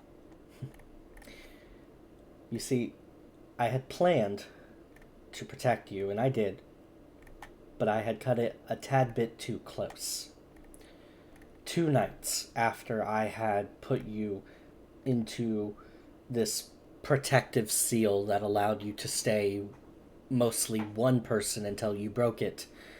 2 nights after, it broke into our home. And you see your parents start to choke up a tad as they say, it found me and finished the job. I used the last moments of time that I had left to make sure that you and your father slept through the night. And I planted it in his head that I had died a little while later of a sickness. Thankfully, I was able to work some strong incantations, and you two had no idea that I was not even there until I had passed.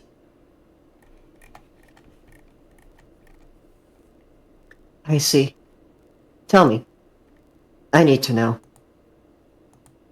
The book about the artifact that led me here.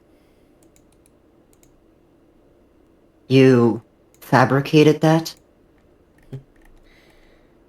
I could tell from an early age you had a fascination with books and knowledge.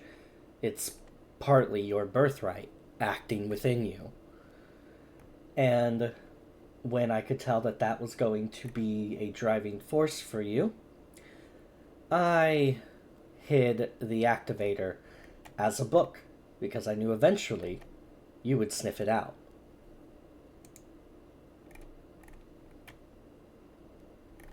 That is a lot of faith to put in your child, but It worked, didn't I it? am no mother yet, so I wouldn't know.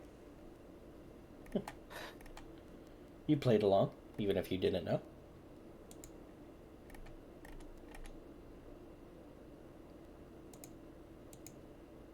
Tell me. As she says this, you see her. She raises her hand and starts to like do some funny haha incantations of about to cast a spell in the area. Mm-hmm. One more question, and she will fuck. God damn it! I don't have spell slots. When did I spend them?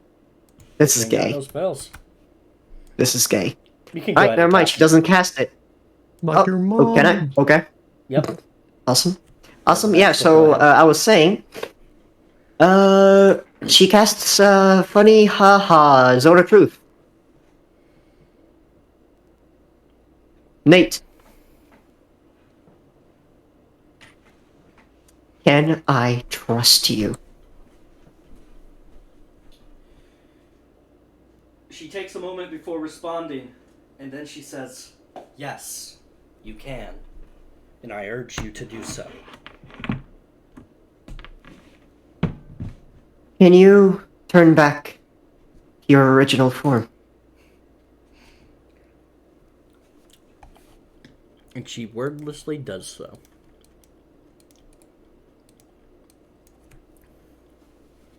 As soon as she does that, Kaya would drop the Zone of Truth Okay. and basically jump in her mother's arms to hug her. Aw. Gay. Gay.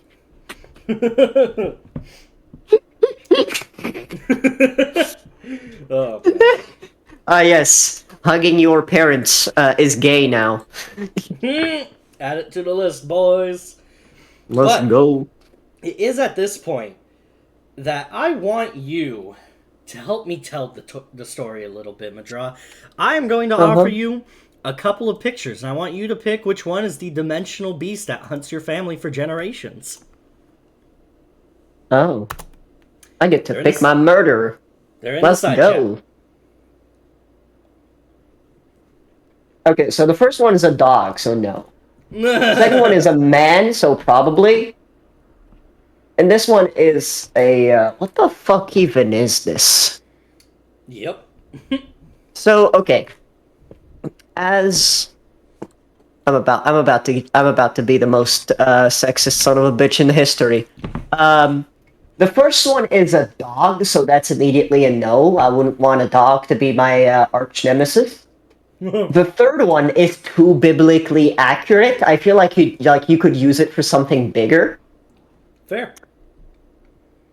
Like, I don't know, like Nerese's mom's true form or some shit like that. Seems accurate. We'll find out The second one kind of looks like a man, which, is fitting for a curse that would be haunting the women of the family. Jesus. If none of those work, we can fool Oh no, around no, with the others. second one does the second one works perfectly. Okay. Alright, then I'm gonna go ahead and delete the other two and send that one again so that we get the full juiciness.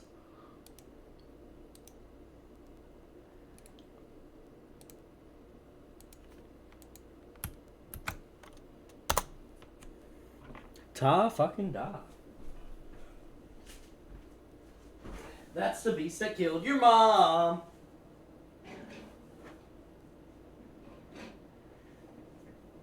Son of a bitch. Does Kaya see this right now? Yes, your father, or your mother has shown you an image of the enemy you'll face someday. Mm-hmm. I see.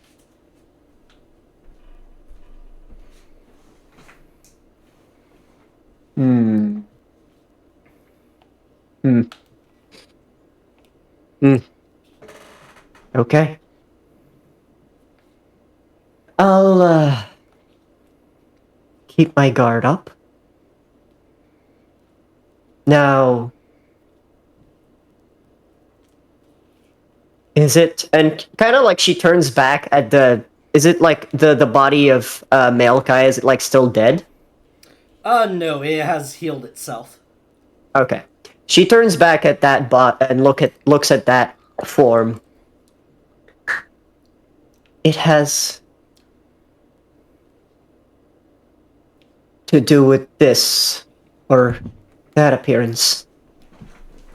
That's why it feels like every time I turn into it, things change ever so slightly and are never the same ever again. It is trying to take over. Am I correct? Your mother nods ever so slightly. In a way, yes. They used our greatest ability against us, and though they were not able to take it from us, they did taint it a bit. This shouldn't discourage you from using it, but it does help to be aware.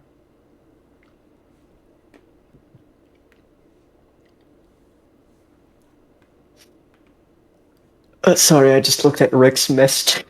No, you're good. Son of a bitch. Fuck you. You're right, fuck you. Anyways. Hmm.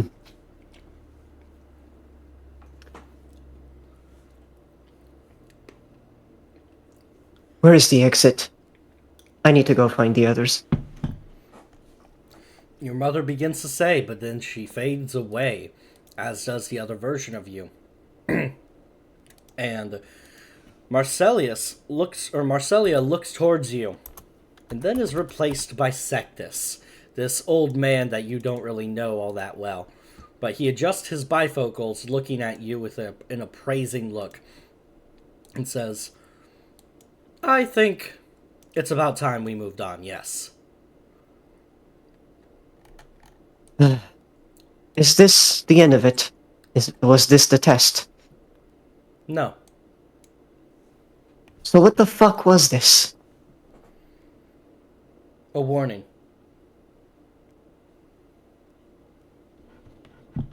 There's more to this forest? Did you think you were getting off that easily? Well, it wasn't that easy. First of It all. never is. Alright, let's move on. Yes, there's more we must discuss. And Kaya, we are going to stick with you just a tiny bit more. Because I have to ask you something before we can move on. 1 second. Alright. I bring you back to this area. Insectus, of course, had sort of guided you to this area. And Marcelia and Hagrid are there, but they're not really interacting with you. However, Sectus is, and he pulls out a scroll, and he says, Kaya, the time has come for you to decide. Between? He raises his hand in a bit of his left hand in a bit of a flourish, or at least he would if his left hand wasn't a nub, because I'm pretty sure it's his left hand that we made into a nub. But I believe that is correct. yeah, but he does motion you over here, where you see an interesting sight. Now, it's a bit of a shimmery portal vision in front of you, but you see two things. On the left side, you see Nerisse on a distant airship talking to two people you have never met. On the right side, you see Dristan lovingly caressing the face of someone you also have never met. And you get to watch them for a little bit. And as you're doing that, Sectus narrates a tad. Your Drow friend. She is testing her true mettle, but I'm afraid she will deal with more before our time is truly up. And as for your reborn friend, his time is running out. He must confront beings from his past and understand that some people who might have no fault in his mind will always have a part to play.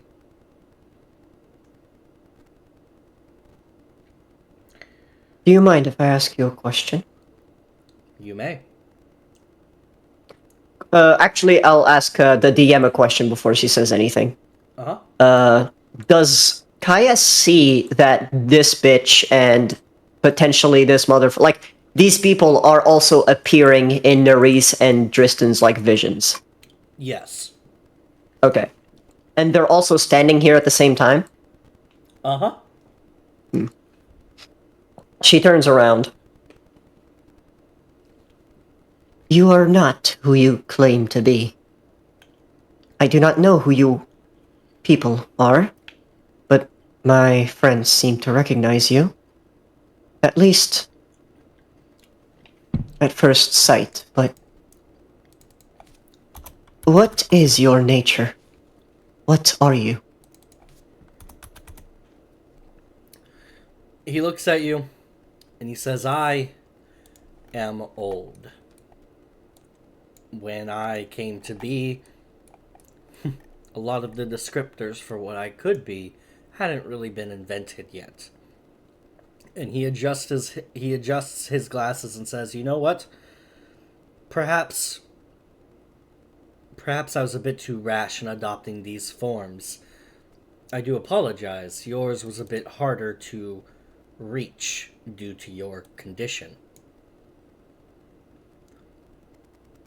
But now that we have spoken a bit more, that can be remedied."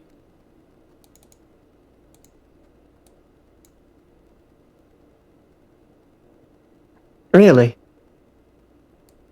Indeed. Why, Do you not... I assume you recognize this form. Do you not have a form that is more personal to you? An identity that is not that of someone else? I do. But it's a bit hard to comprehend. This is easier for both of us, I assure you. Her eye kind of, like, twitches. But she holds herself. What is expected of me right now, then? Do I have to wait? Or can I help them in any way? Your dad sits on the ground and kind of just folds his hand in his laps, or his hands in his lap, and crosses his legs. You are in a bit of an interesting predicament, young Kaya. You see, we have tested each and every one of you.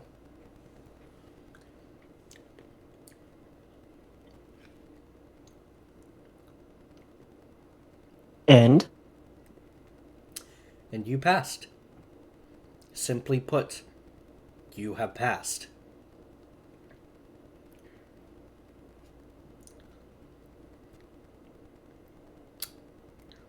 I am sensing that the rest of your sentence is going to have to do with these two. As she looks back at Nerys and Dristan. You're far more clever than anyone seems to give you credit for. I'll give you that. I have met many mortals that don't seem to share the same qualities that you do. You said it would be better for the both of us, but I don't like hearing those words coming out of seemingly the mouth of my own father. Yes. Well, if you wish to risk it, I can show you a bit closer to what truly lies beyond once I take off the masks. Try me. As you wish. Kaya, roll me a Constitution saving throw. Let's go. Let's go. That's the wrong 20, boy. That's the wrong 20. Oof! Wrong S. Almost Wrong the exact S. opposite of a 20. It's gonna hurt like a motherfucker. Yep. Good. You, excuse me. You stare at it, and the being in front of you just. You try to make sense of it. You really do. Maybe there's an eye there, maybe a face there. No. No, there's not. It's blinding, and yet dark. Too dark to see any features clearly. It makes perfect sense, and yet it absolutely doesn't. Every moment is like staring at a bright light that you're thrusting into your eyeballs, while also dipping them in lava. Your mind is struggling to really capture what exactly is going on here. And your roll shows it. As your body nearly rebels into looking at this creature.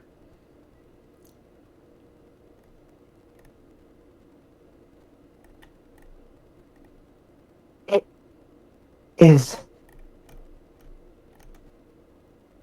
Can you at least tell me a name? If I can't see it, I just would like to know what exactly you are. Even if I can't see it. You are brave in your search of the truth, even if it hurts you.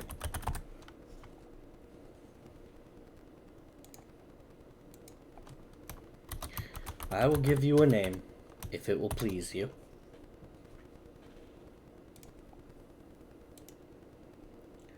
And the being tells you the name Veritas, which, you know, translates to truth. Mm-hmm.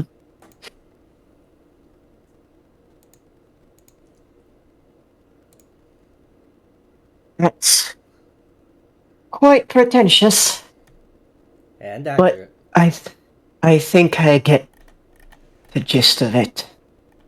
You can stop now.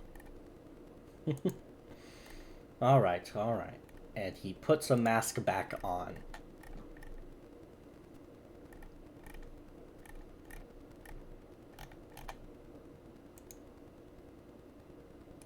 Although, for a split second, you'll see a slightly different image of him. This image. Oh, wow. As a split second is really all your brain Yes. can handle. Yes, the man of many faces. Mm-hmm.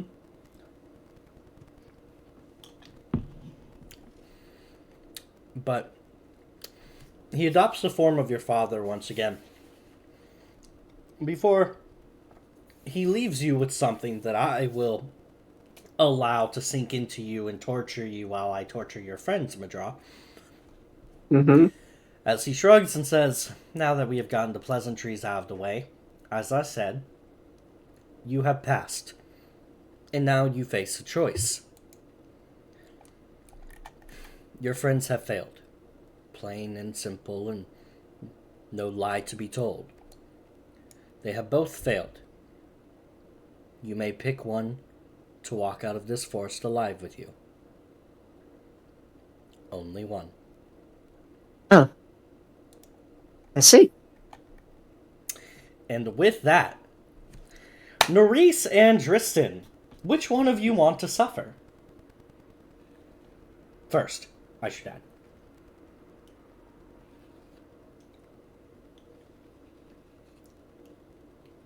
I feel like it should be Dristan's turn first, but if he doesn't want to suffer, I'm happy to suffer.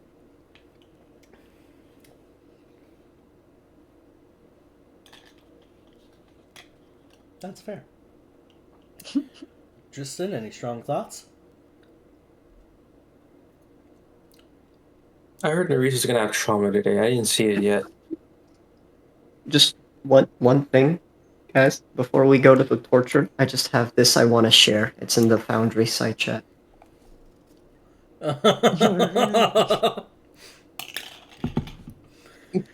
Oh God, I have to hurt myself with this, but she basically just brought the Omegaverse into it. Yep. Oh, Jesus Christ. Cannon, Abort. let's go. No, let him die. Let him die. Cannon, Yeah. cannon. Fuck all of you. Literally and figuratively. Anyways, keep going. All right. Well, Kill them. before we get to Nerys, as Tristan suggested, we're gonna have a little fun. Tristan, your memory fades, and you find yourself on a dark path that I will show you in just a moment. Nerys, at the same time, your memory fades, and you find yourself on a dark path that I will show you in just a moment. For now, you two have been reunited.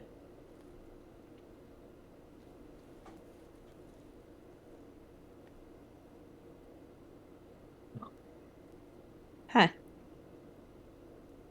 Where'd she go? Tristan looks desperately around.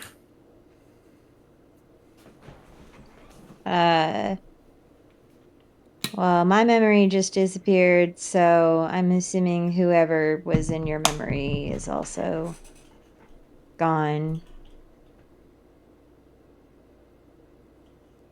Do you think this is another test? Actually, and then she crosses her arms half-heartedly across her chest. Are you like the actual Dristan? Are you another test?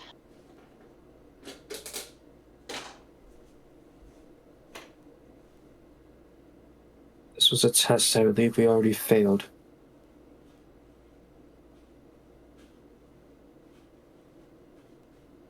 Why do you say that?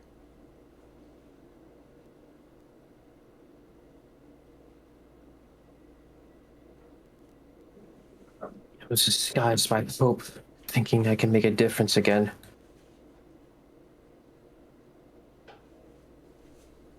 I mean, we're in a forest to do a test. Like, there's not really much we can do here that's going to change anything. They're testing us, not the other way around.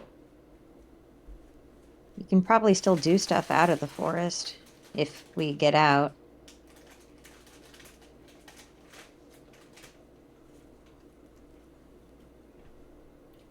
Fine. My memory's muddled.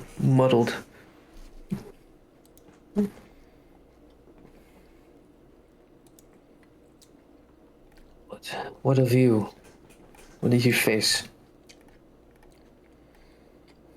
You know, the usual, just shitty memories reminding me, you know, this is who I am. And she gestures vaguely at all of herself. Yet you don't sound pleased. I mean, neither do you. The question wasn't about myself, but more so the things around me. Like the person who was there but then disappeared. That's another source. I was more so witnessed the rest of my entire life. Oh. Wow, you got a long memory. Mine was like 5 minutes. Huh.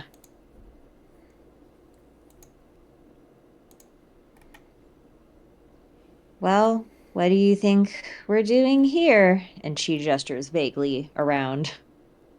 I hope this is no longer a glamour and holds more of the true state of this forest. So we can make a path and finally get out of here. Nerys shrugs. I guess. Which path should we take? We've got 3 options.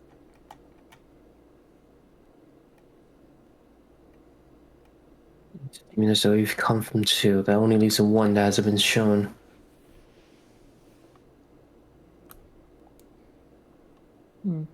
Maybe that's the path that Kaya's supposed to come down. Let's Maybe make we need haste to and go find find her. her? Yeah.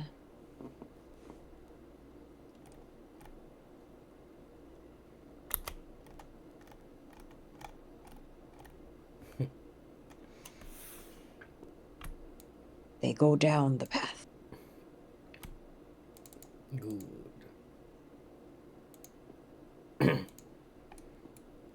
All right. You guys go down the path. As you get closer, Nerisse, you feel a hand on your arm all of a sudden. She visibly cringes and turns to see whose hand it is. Smiling face of Garrus looks over to you. And before you can even say anything, he immediately pulls his hand away and says, "Sorry, but we gotta go for a minute." What the devil are you? This is Garrus. He from the church. Remember? He had the wounds and the hole in his head, and then I guess I healed it. And then My she turns memory. to and then she turns to Garrus. Okay. Where are we going? Well, I'll explain on the way. And before he can say anything else, Dristan, someone taps you on the shoulder, or at least tries to, but they're a little short and you're a little tall for them. Ragamuffin.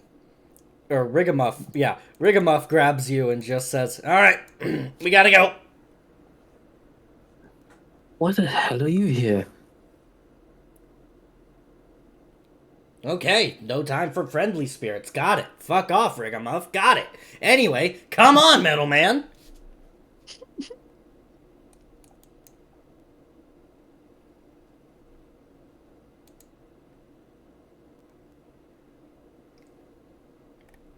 And both of them will take you to different areas.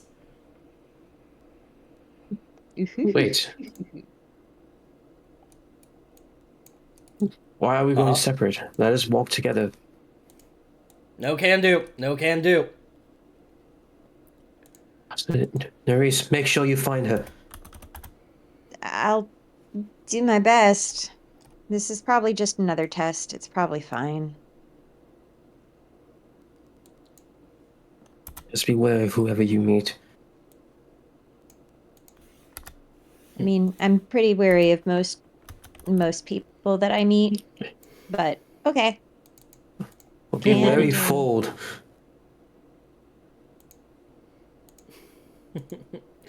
Alright. And we'll switch to Nerissa's first, and then Dristan's, and then we're gonna have some fun, Sam. Excellent.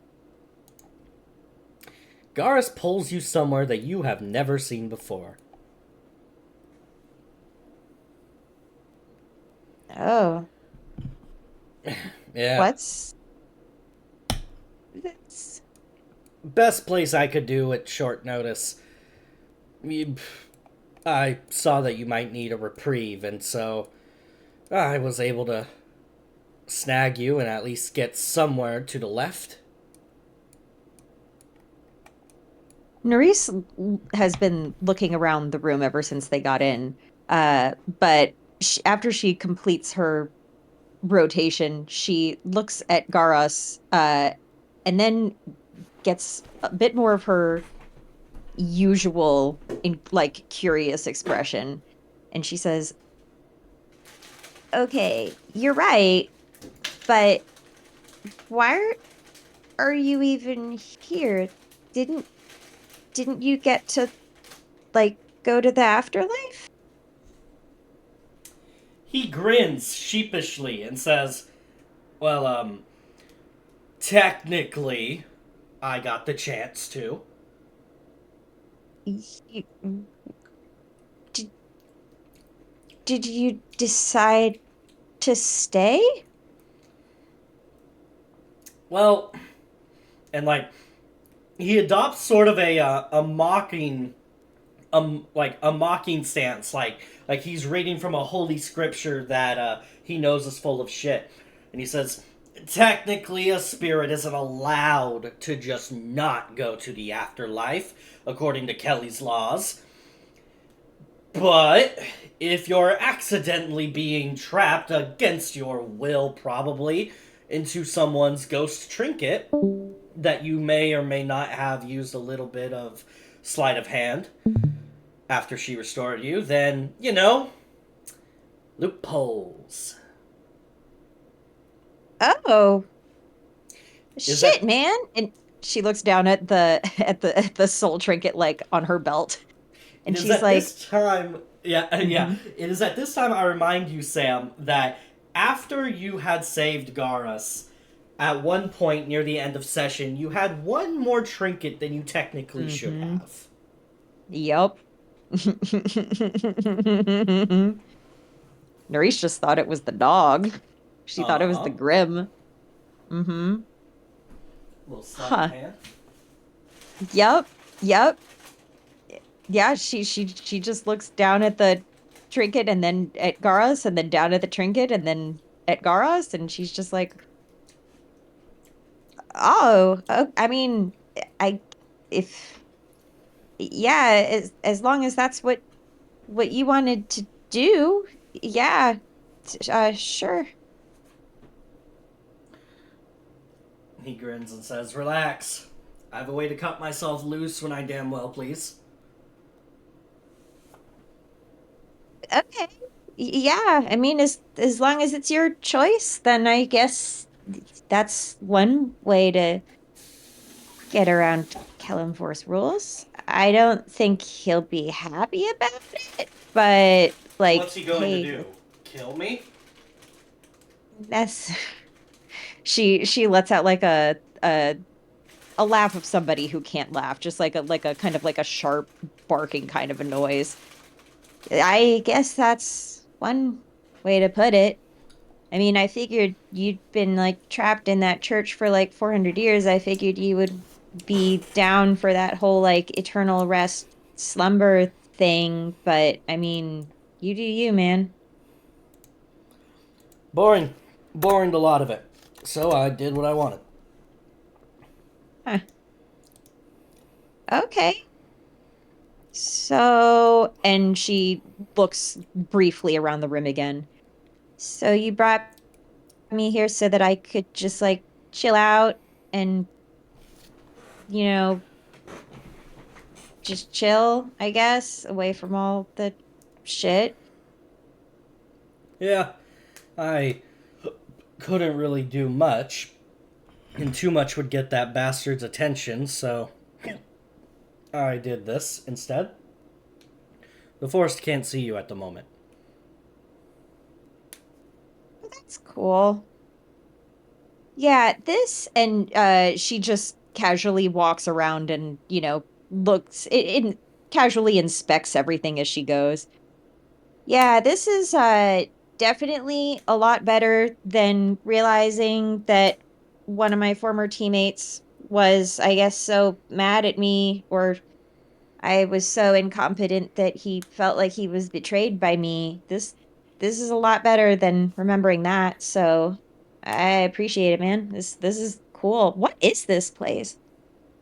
Well, I don't know all the deets of it. I just kind of pulled the closest one that was available, but it's got the stink of your Alf friend all over it. Well, sorry, not stink, but Al scent. Yeah, feathers and stuff. Yep. Huh. I wonder why she was here. Do you know what she and Dristan had to do? Or see, I guess? He looks a little sheepish as he says, "You you sure you want to know that?" I mean, and she clenches her jaw a little bit as she thinks. No, it's their business. It's none of my fucking business. I was just curious. He looks at you for a moment. He says, "You were concerned. Don't blame you." Well, I mean, I don't I don't really know what I should be doing. I don't know what they're supposed to be doing. I don't even know if Kaya's going to stay with us because she isn't, at least as far as I know, isn't currently involved in the whole world saving stuff. But there's kind of only three of us right now. So I should, Mm. try to make sure nothing happens to them. That's why I fucking came back from being dead. I mean, as far as I can tell right now, your boy Dristan, he's met up with someone. I don't know who the heck it was, but way he was all over, I'm guessing probably not an acquaintance. Oh, that might be his dead wife. Well, maybe Oh, she's not dead. I don't he's know. got he's got a dead wife. Okay, well, we all need our Yeah, he's reasons to looking for adventure. her. Yeah, when we were in the church, there was this Crossroads demon there, Uh and huh. he totally made a deal with the Crossroads demon to give him the soul of the guy who killed him. Uh, and the information he got in return is where his wife was, is. I'm not sure. He's like 300 years old. He's like hella ancient, but I guess she's still alive, and I guess he's still alive. I I Uh don't know. huh. Well, that yeah. I don't know much other than that, but he's still in it. The the spirits haven't taken him yet. And as for your feathered friend Kaya, she seems to be doing her best. Huh. I like hella doubt there's anything that I could do, but like, is there anything I can do? He nods and says, "Actually, yeah. You there will be a part to play, but I'm afraid I don't know what it is. The way this forest is moving things around, it's hard to tell, especially when I don't know shit from Sherlock. But some big's coming, and you'll be able to help then. You just gotta." He shrugs and says, "You just gotta survive until then. I pulled you out as much as I can." And your scene will freeze, Nerys, Hmm. as Hagrid pulls Dristan to the side. Not Hagrid, god damn it. Sorry. Ragamuff pulls you to the side with a force that you would not think would be inside of a kobold. And he looks at you with his alchemist spectacles, Dristan. He says, "Right then, alright. Got you out of that nasty forest. Well, not the nasty forest, but out of like that section of the woods. You're still shit deep in shit." The hell are you talking about, Ragamuff? You what in my what? What in the hells do you speak of? Oh. Well, I pulled your happy ass out of where you were, and now we're here.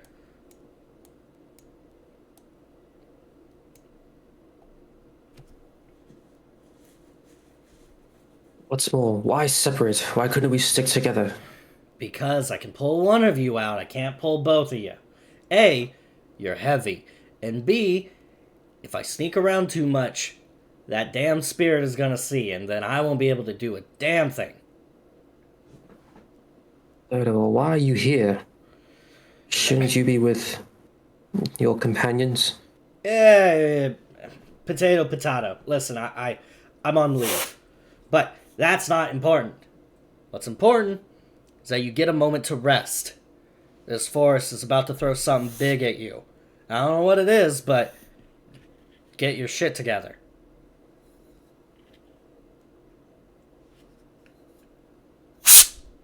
I've got some difficulty with the diorama I've been facing. Ah, I'll be sure to name that my next band, Diorama of Shit.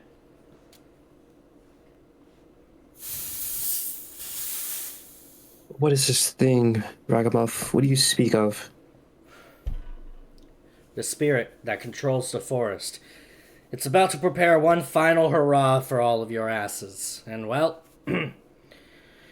I thought to break you out a tad bit before that happens, give you a little bit of a reprieve. I know, you can thank me later.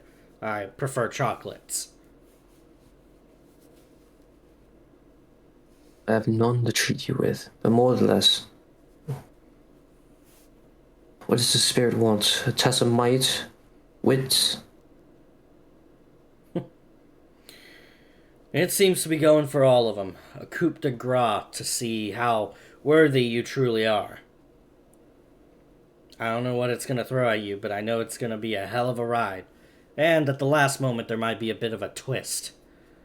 I can't really see what's going on in this forest, but I can tell its intentions just a little bit.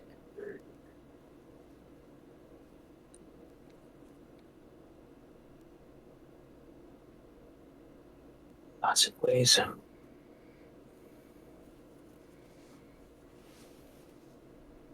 Well, do you have any helpful advice? Yeah, keep an eye on your friends. They're gonna need your help. And this time, and he looks at you, this time you can't run away.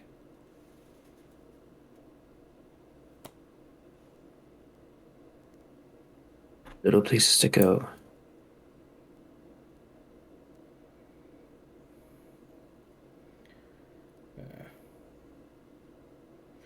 And he looks around the area that he's pulled you to. And this, I don't know what place I pulled you to, but it's a nice little workshop of sorts. You know what this place is? Not the slightest idea. Makes two of us. Huh. You see, and he looks around, and you can tell his like idle animation is mixing potions with his hands while walking around. You feel like that might not make the best potions, but he's the expert. And as he's mixing them and walking around, he's talking to you. And he says, you know, that spirit pulled out those three fellas. Well, one girl. I don't know who they are, but it also pulled a couple of us out as well. And he looks at you and kind of with a crooked grin, he says, so I don't even know if I'm the real Rigamuff, but I feel like I know the guy. What gives you doubts of being yourself? I mean, he pulled me from your mind, so I feel like I'm a copy. And he kind of like raises his hands in a bit of a jazz hands-esque feature. Charmed. Well, if you're still a fragment or echo of my memories, what else can you tell me? You seem to be gaining new knowledge. Yeah, I think you're picking it up too. Oh, what else?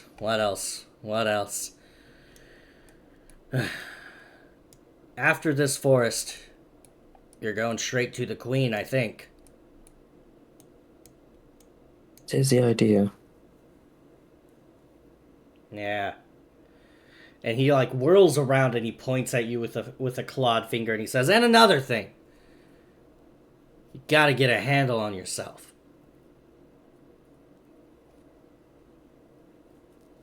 What do you mean? You are a mixture of dragon's hide sulfate with a tiny pinch of dwarven snot. You're a chemical explosion about to go off. You gotta rein that in. I am made of machine and other sorts of formulas, but speak the king's English. You. Yeah, your machine this, your machine that, it's all very fancy. There's still a person in there. You think a person and a machine just coincide naturally easily? No. Whatever your, And you can tell that he's searching for a different word, Driston, and perhaps it's the look on your face that persuades him he shouldn't say this about your wife. But instead, he decides to pick the word wife. And he says, Your, wife. She played with fire by bringing you here. Well, bringing you anywhere, really. You're out of time. And when that time goes off, you're either disappearing like a fart in the wind, or you're gonna blow up half the neighborhood.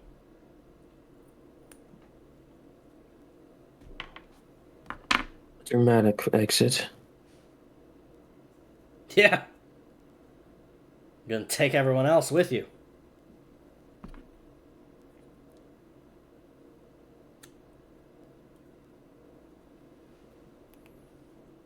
I'm already out of time, then what? Do I give myself a heroic sacrifice to stop the evil? Or is there a method to at least extending my already expired period? He shrugs, and you think for the first time you're seeing Rigamuff a bit queasy as he says, Your kind ain't supposed to last more than a year. It's not natural to push those boundaries. And yet you might have to. I'm already far beyond one boundary. What is another to be crossed? You say that. There are certain rules in alchemy, and there are consequences for breaking those rules. Just because you weren't just because you weren't a party to the first one, doesn't mean you need to go breaking anymore. Believe me, it's not safe. We are beyond safe at this point. What are the solutions? Well, at least one of them you'll have to find on your own, but you can ask your elf friend, and she might be able to help you. I don't know what's going on there, but I get the sense you should look into that. As for other ones, well, maybe Yerg or I could whip up something for you, but we might get disbarred for helping with that. Also, Helping a revenant extend its life, you're breaking laws of nature. Even alchemists don't exactly like breaking laws of nature, at least the major ones. The small ones, of course, yeah, you can play jump rope with them, but the big ones are there for a reason. But desperate times. the very fabric of the multiverse is starting to fade from this sixth plane. Oh, far beyond safety. Yeah. Listen, I've told you about all I know, and I've told you too much already anyway. And besides, it's... And he never finishes his sentence. As your time has run out, and you are ripped from this scene as the spirit makes sure to put you back on the correct path.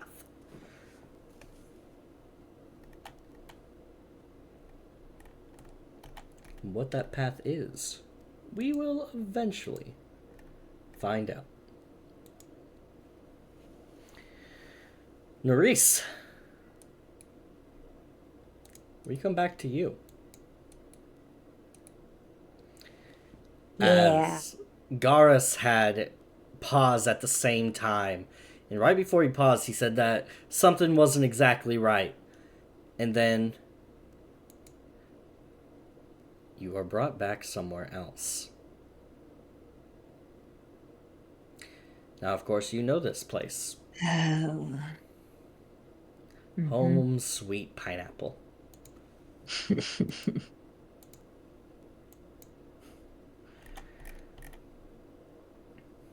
Yeah, she just freezes and visibly cringes several times and makes absolutely no movements at all.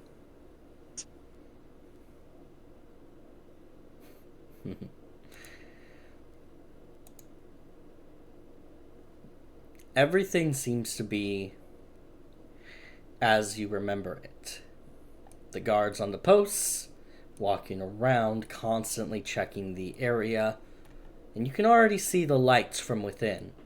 It seems there are lively parties inside. You don't remember a whole lot about them, but you remember enough.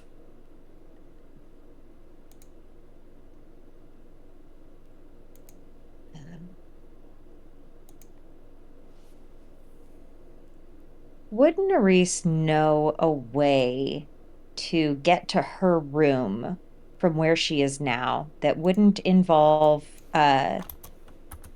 running into anybody?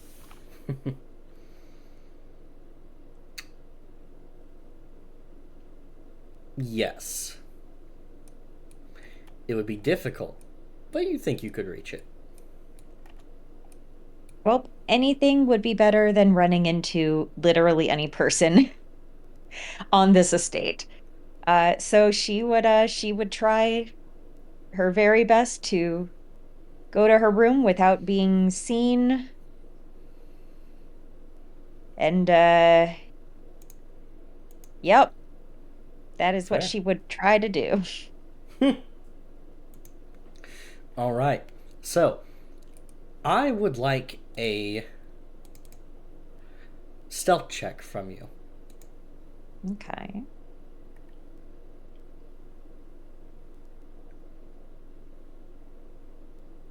$19. Pretty stealthy. Pretty stealthy. You are able to cross the grounds without any of the guards seeing you as you get close to the gates of your former home.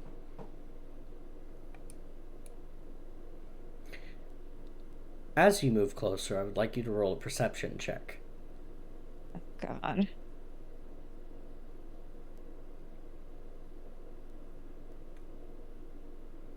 Teen? As you get closer to the main gates, you see a tile slightly out of place on the ground. It's cracked. You know exactly why. Because they still haven't replaced it from when your jaw broke against it. Oh, Jesus. Yep. Mm-hmm.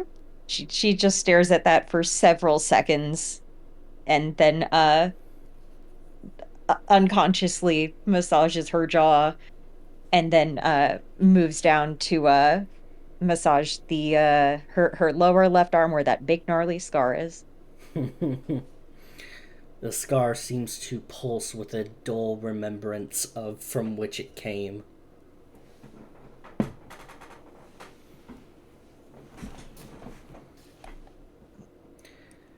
You are able to move closer without being seen. Thank Christ.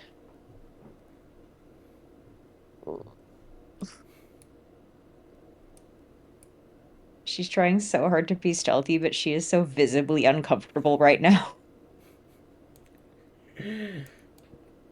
Oh, you're going to try to approach this in a way where she doesn't immediately shut down.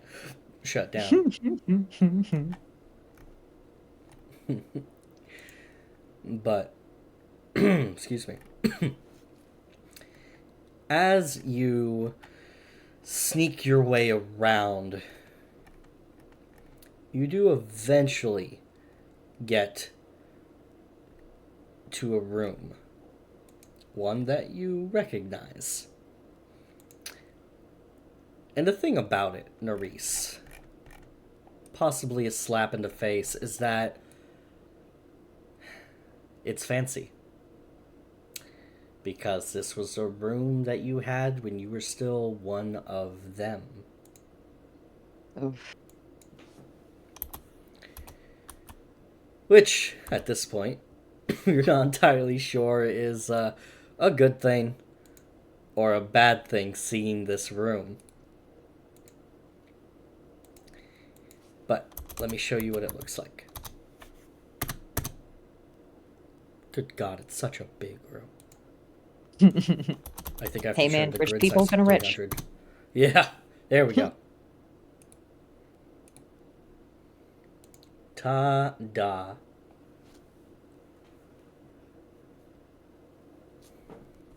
All I got is a black screen and my token. Wait, really? Oh, sorry. I know why. You good. There we go.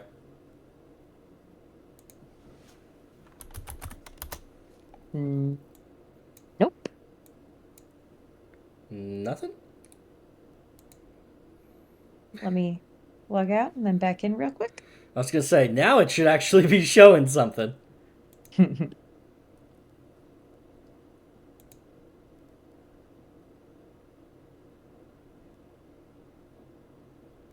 on, Forge. Come on, buddy. We believe in you.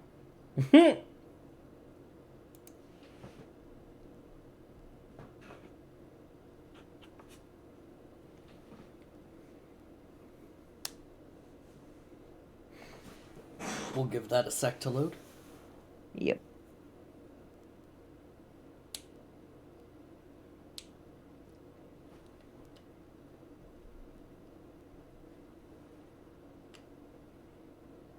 Come on, bud. Come on, man. I just want to play this fucking game, man. Here we go. Downloading world data. Please wait. Nice. We're getting somewhere. Mhm.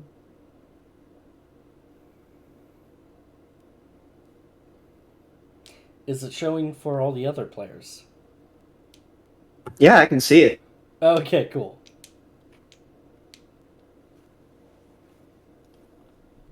It is still black for me, dog. Really? Huh. Delete her token and put it back in. It might be broken. Oh, that's a good point, actually. Okay, let's try this. How about that? Still black screen. Sammy, try zooming out and I'm zoomed see all the way out. all the way out. All the way out. Okay. Yep. All right, let me try a different scene. Now I see 2 tokens. Oh, well, nice.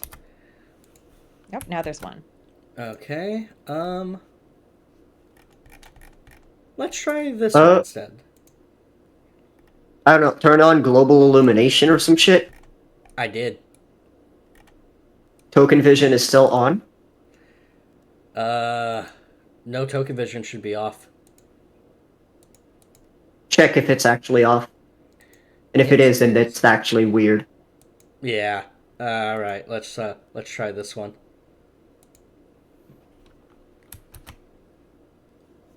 Oh, Good. Jesus. There is this tiny. Yep. We Nope, gotta change the still black. What the Really? fuck? Yep. Were you able to see the mansion exterior? Yep. Mansion I could see. What the Both fuck? of these maps I cannot. You know what, Rob? Turn Huh. on token vision. Maybe that'll fucking solve it somehow. Maybe. How's that? Nope. Nope, still nothing. Okay, we'll work with that. Hold on. Nothing except for my token.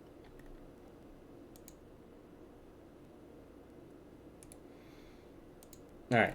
Can you see this scene? Nope, now I can see nothing, not even my token. Okay. I can see everybody else's mouses, like mice moving around. Mm-hmm. Animus, you can see shit, right? Oh, now I see a token. But that's it. Huh. Okay. Sorry. 1 second. That is all right. Huh.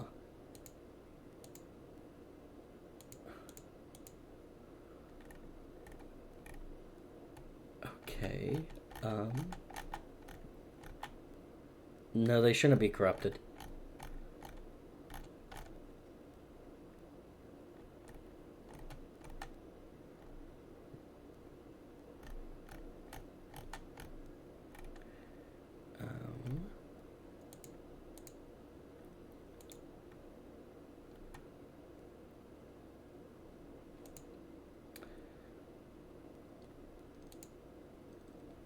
Okay, well, let's go to a different version.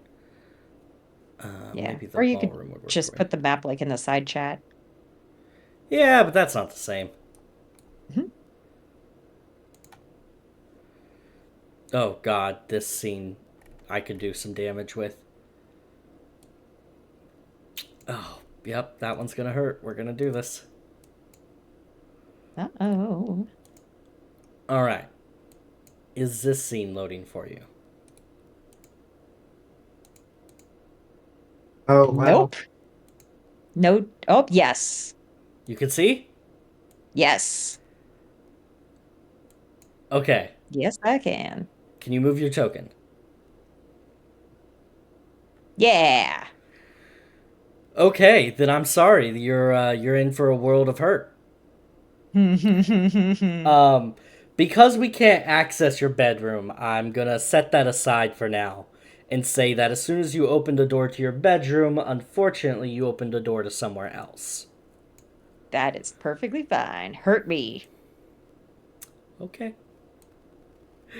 Okay. So, you walk in to a dining room.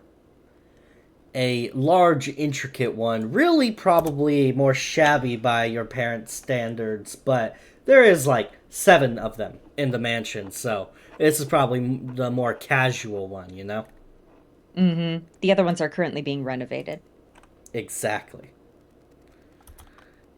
And you see, there are several people here who look at you as you come in, and I will show you the people as they tell you, "Oh, come in. We were just having family dinner." Now, is at this point I must say, Nerys, they are actively welcoming you. It seems. Yeah, that's a red fucking flag. It seems in this version you are not yet cast out. However, you're also not a child. You're not entirely sure what is going on.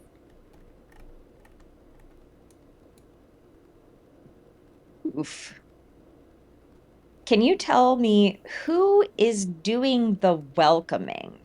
Because there are 3 people here who are not her relatives and 2 who are, and it's very important to Oh, know correct. who exactly is welcoming her to the table. Yes, the 2 right here are just random miscellaneous. However, that was supposed to be your mother.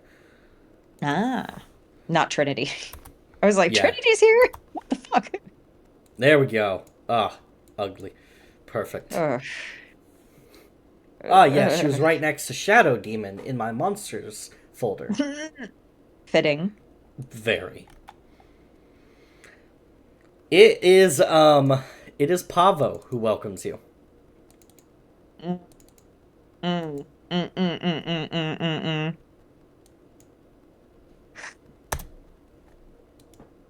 Nerys freezes in the doorway for several seconds, staring at Pavo. And then before she reacts to Pavo, she looks around and sees the others, including her uncle and her mother.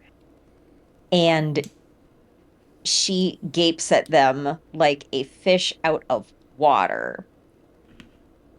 And somebody else will probably have to say something before she stops doing that. Your uncle, always having a keen eye for any situation, goes, "Come on! Get in here. The food's getting cold." Nerys looks taken aback and confused but will slowly and strangely, as if this is probably the most dream like it's felt for her, but she will go over and pull up a chair next to this person and sit down and look around, having absolutely no idea what is going on or what to do, but trying to roll with it. Mm-hmm. And over the next couple of minutes, you are subject to hearing about business deals going on between this man and your mother. They seem to be discussing trade of materials and how she is looking to build a new mining system, and his efforts could be highly valued.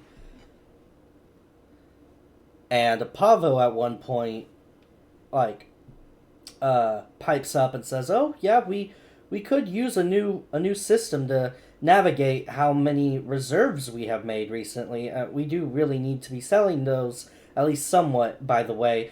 But as for the way the new system should work and exactly where to put it, I mean, shaft A through section C, I'm not entirely sure, but..." And then she looks over to you and she says, "Nerys, do you have any input? We're trying to figure out where to put it, and your help would be appreciated." Nerys looks more confused than she has ever looked in her entire life. And in complete and utter disbelief, looks at Pavo and genuinely asks, "Why would you ask what I'm thinking? You've never cared about what I said before." You went and surveyed it last week. I mean, if and she gives you kind of a mockingly snarky look, like she's about to just tease you instead of hating your guts. And she says, "If you were too busy flirting with some of our worker women, I get it, but I do hope you took some notes. After all, you're lead, or at least co lead on the project with me. Any opinions?"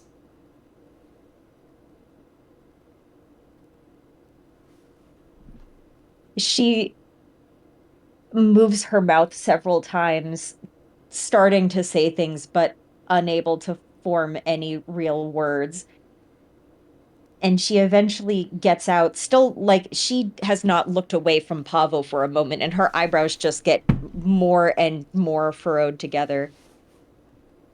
"I'm lead with you? I thought that you didn't ever want to work with me. What what changed?" I mean, you. You started the project after Auntie said that a new shaft had to be made, and so you know the system well enough. After all, you're practically in charge of maintaining it, as it is our most, well, our best resource. And so we put you in charge of it, or at least, well, she put you in charge of it, and then you knew that it was going to be a bit too much for you to handle just one person, even if you did know all the logistics behind it. So you needed someone to do like the grunt work and in between things, and well, I wasn't doing anything, so you called me over from my side of the Bountiful Isles. Is any of this ringing a bell? I, I, y- I probably did take some notes. Maybe I'll remember them if I see them. Um, I'll let me go get them, I guess, and I'll see. And she like slowly pushes her chair away and gets up and puts it back in perfectly in line with the rest of the table. And then looks back at Pavo and says, I'll be right back. And before she turns to leave, she looks at first at her uncle. Her eyes completely skip over her mother. She looks at her uncle. How is he, like, what is his expression like right now? He is currently about throat deep in demolishing a turkey leg. Grease is actively spraying everywhere. The one thing that seems to be consistent between your memories and whatever this abomination is that he's never had table manners. And as you look over at him, he like kind of pauses, like he's been caught in in headlights, and then with the hand that somehow is free and not gorging itself with food, he does like a little wave. She nods briefly at him and then looks reluctantly at her mother. What is her mother doing? Lazily writing and signing some agreements, but she notices that you look over to her after a moment, and she gives you a kind smile and says, "Hurry back, dear. We have many things to discuss. I need you to sign a couple of forms, and also," and you can tell that there's a grin kind of creeping its way into her face. "I might have overheard some things that you had talked about with my rambunctious niece over here, and well, I went shopping, and I think you're going to like the results. Hurry back." And you notice behind her there are several large bags of things. Dude, this is the worst mind fuck, man. Absolutely stunned that her mother addressed her in a tone that was not derisive. She Nerys stares for a few seconds and then nods in disbelief and then turns to go to her room. Maybe there are answers there. Maybe. Alright. So, you go over to your room, or at least we're going to use a slightly different room as you're passing through a hallway, partially because I can't get any of the rooms that would be your room to work, and partially because, Okay. well, this area I think you'll enjoy. Hold on, let me get rid of some things. Fantastic. Okay.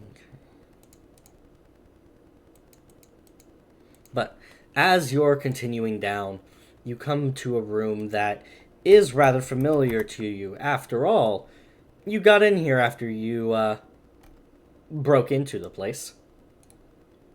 Of course, now the guards let you in without even asking. The tree of life is the root of life is the tree of life. Mm-hmm. And as you get in here and take a moment to just kind of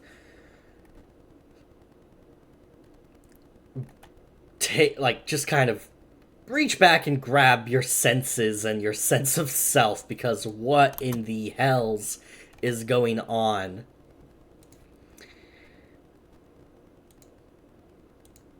Someone appears by you. And you hear Marcelia's voice say, and she seems to say this with a tinge of regret. "That's what it would have been like if they actually loved you." And that is where we're going to switch to someone else. I am so Beautiful. sorry. No, man, it's beautiful. This is fucking perfect, bro. Man, if you don't stop apologizing, I will fucking kill you. Ooh, interesting. We're like, hurt me, and he does hurt us, and they're like, I'm sorry. Like, bitch, shut the fuck up. Don't ruin it. Listen. All right. Dristan, we're going to come to you real quick. Now, I'm going to explain this a little bit before I show you. But I think you'll appreciate it. We come to an area that is a bit barren. It lacks a sort of je ne sais quoi. It's not exactly fancy, but it seems to be getting the job done. You are outside as far as you can tell. It's a bit of a windy day, really. And it is nothing like the forest that you have been trapped in. No, not at all. You are in an area that you haven't been in in a while, and frankly, you try to avoid these sorts of areas. You find yourself in a cemetery. And this cemetery, to be exact. Let's get your token on there.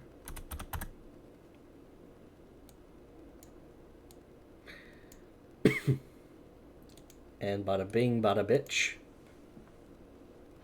You find yourself in a cemetery.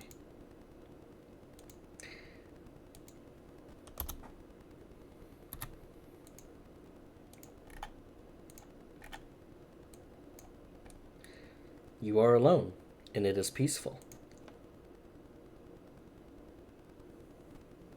Looks around, see if there's any disturbances. Not yet.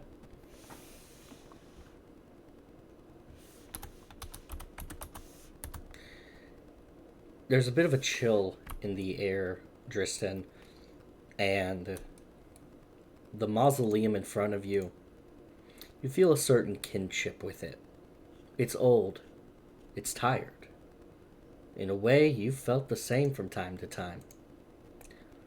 Though one of you is still technically alive, this building looks to have died a long time ago, at least in spirit. The fountain in front of you still works, and it is chugging along doing its best. There are other graves here, but they're small, insignificant. This mausoleum seems to be large. It dominates the area, and though it's not stylish by any means, it's much more ornate than anything around you. As you're pondering this, Marcelia shows up next to you. You like it? It's quiet. It is. That's what happens when you're in an area where there's no living people. I would beg to differ.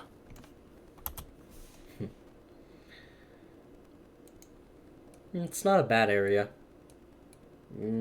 I think it doesn't exactly match your taste, but you weren't putting up much of a fight. What is it that you want, Marcelia? You know, for having a teammate that, like, kind of saved my ass, you seem really hostile to me. You wear the face of a friend, but not the heart. That's what they tell me. But again, it's the face you gave me.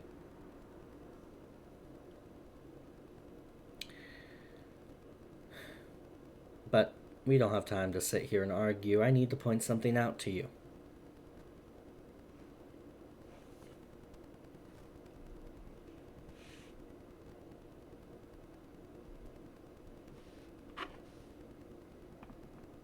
Well, Wanted to make sure you were paying attention.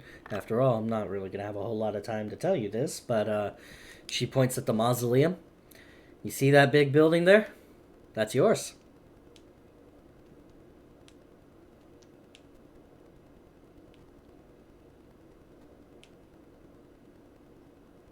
You jest. What do you mean? This is your grave, Tristan.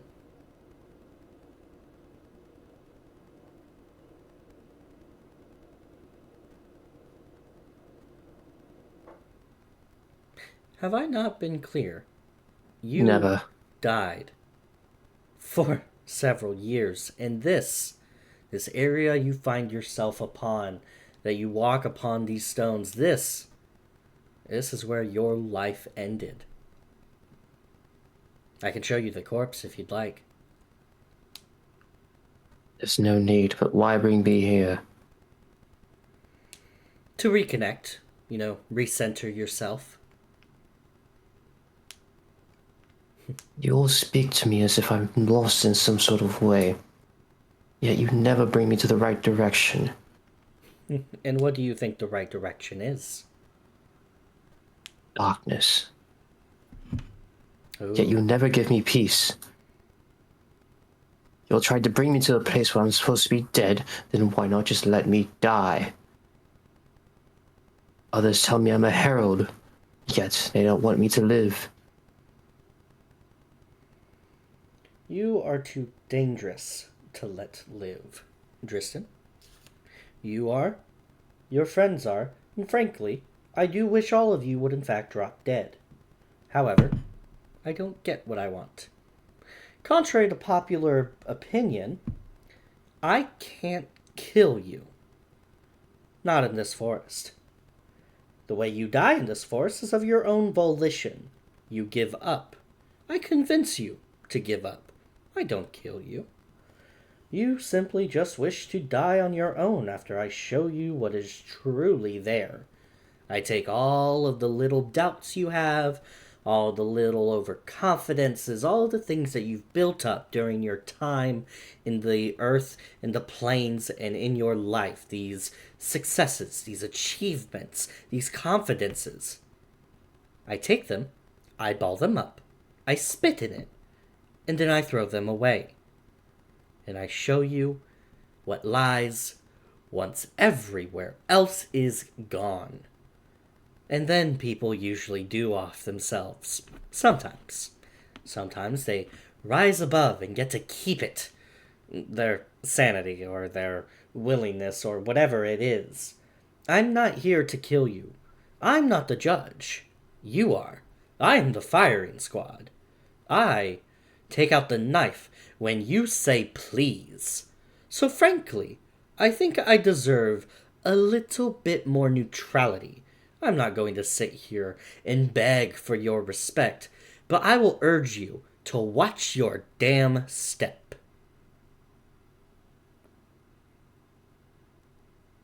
And yet every step I take, I find no challenge. Oh, you want a challenge? Marcelia looks at you, and she says, I did not host two different gods to be told by a sack of muddled flesh and rudimentary magic metal that I do not present a challenge. I have hosted she who started the first war and her little sister Tempyra. You do not get to be the boss of me and demand a challenge. But thankfully for you, I accept.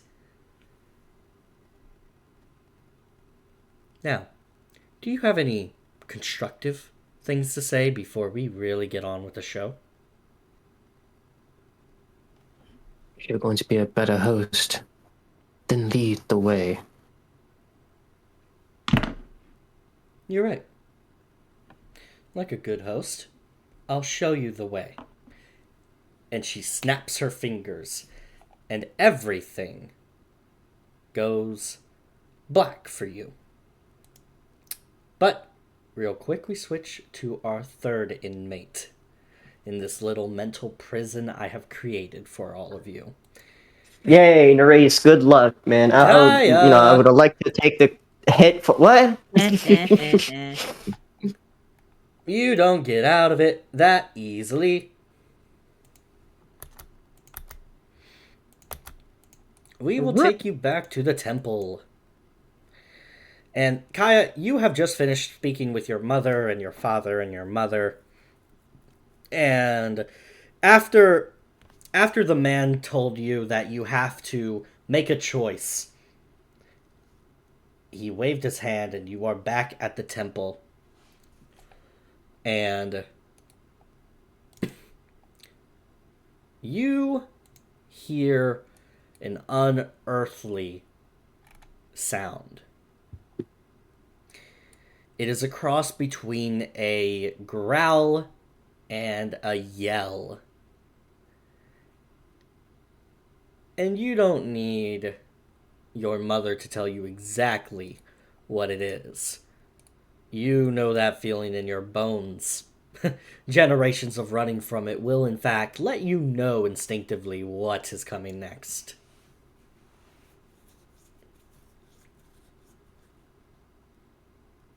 Mm-hmm. The beast is coming, and you can hear it. You get the sense that you need to leave immediately.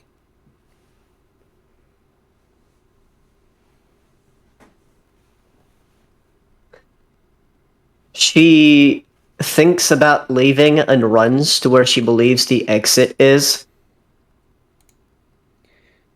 Indeed it is. And then she stops Uh-huh. and thinks to herself. Then kind of like out loud. Is this what I should be doing? Or is this exactly how you perished, Mother? Running away.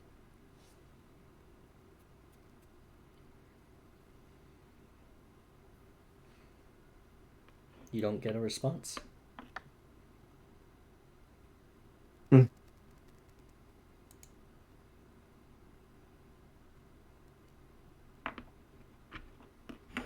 She stops and turns around and descends the steps slowly and walks towards around this area and waits for the beast. And for a lovely moment, it is quiet and it is calm. And then the walls around you begin to shudder. And you get a sense of dread in your stomach. And you've had feelings of dread before, but this one feels like someone took a bundle of dread and forcibly deposited it inside of you. It is coming. It has killed your great-grandfather, his father before him, and his son after him. It killed his son, and his daughter, and his son, and your mother. And soon, it will kill you too. You feel it like a pit of certainty in your stomach. This isn't a fear.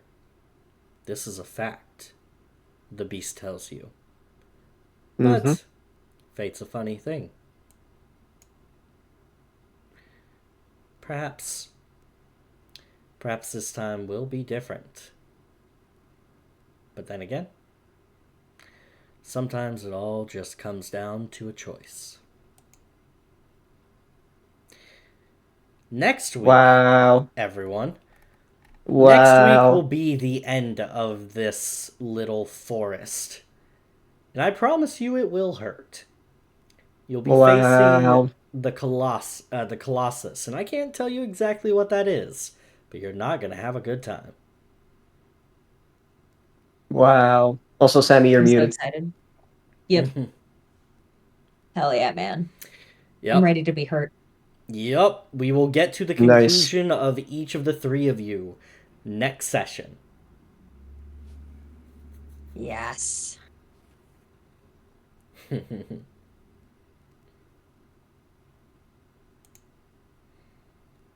Good stuff, guys. Nice. Thanks for letting me play around with all of your lore a little bit. No problem. I really like what you did with that. Left it Right. kind of like open, didn't necessarily expect much, but like that was a turn, that was a plot twist. I loved it. You know, I like when I get what I don't expect. Yep. And Sam, I assume you got some new lore about some interesting people. All of you Yes, and I am very excited about it. did. Bruh, I was not expecting her ever seeing any possibility of her family caring about her or valuing her at all. Like when you were like, "Oh, this is gonna hurt," I was like, "Okay, cool. This is gonna be a public dress down. Like she's used to this. It's gonna fucking hurt because it's been over a decade." But like, woof. Okay, okay, okay. I can. I'm prepared for this. I, the player, am prepared for this. Then they're like, "Hey, no, you're on the you're the team lead," and then our mom being like, "Oh yeah, I got some shit for you." Like, bro, that was a fucking trip. Uh-huh. Had to give a little It taste was of it before I tore it away.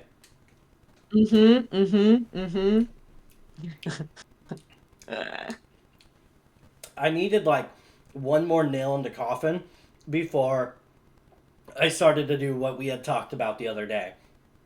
Yup. Yup. We'll be getting to that next week. Excellent. Oh, I'm so excited. I wanted to do it this week, and like with all of you, I did, but we needed to build up a little bit more, especially since we've been Yeah. gone for 2 weeks. Yep. Besides, this way allowed me to fuck with you guys some. Yup. Like for example, You fucked with all Tristan's of us, wife. man. Yeah, man. Oof. Oof. Man, He was right there. Or was she? yep, or was she? Man, I was scrolling through Pinterest the other day, and like I had your backstory on one screen, and I had Pinterest on another. I was just going through random pictures of possible wives to be, and I saw that one. I'm like, that's her.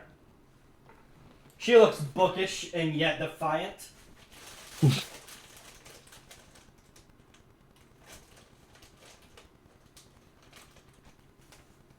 A great way to define her. Yup. Man, listening to her go on about like, yeah, so sweetie, I loved you so much. I wanted to, you've been wronged by your bestie, by our bestie. So, I thought about bringing you back. And, in order to do that, I had to do some things, They were kind of dramatic, but like, Meanwhile, Tristan's just, explaining. She's just explaining all the horrendous things, and Tristan just rubbing her hands like, "Yep, that's my." That's Yup. my boo thing. that's my wifey. Oh, babe, you murdered dozens of innocent civilians brutally for me? Oh, stop. Man, what the fuck is it with these fucking D&D character wives being so fucking crazy? I know I mean- better than not having in real life. Her best friend did murder her husband.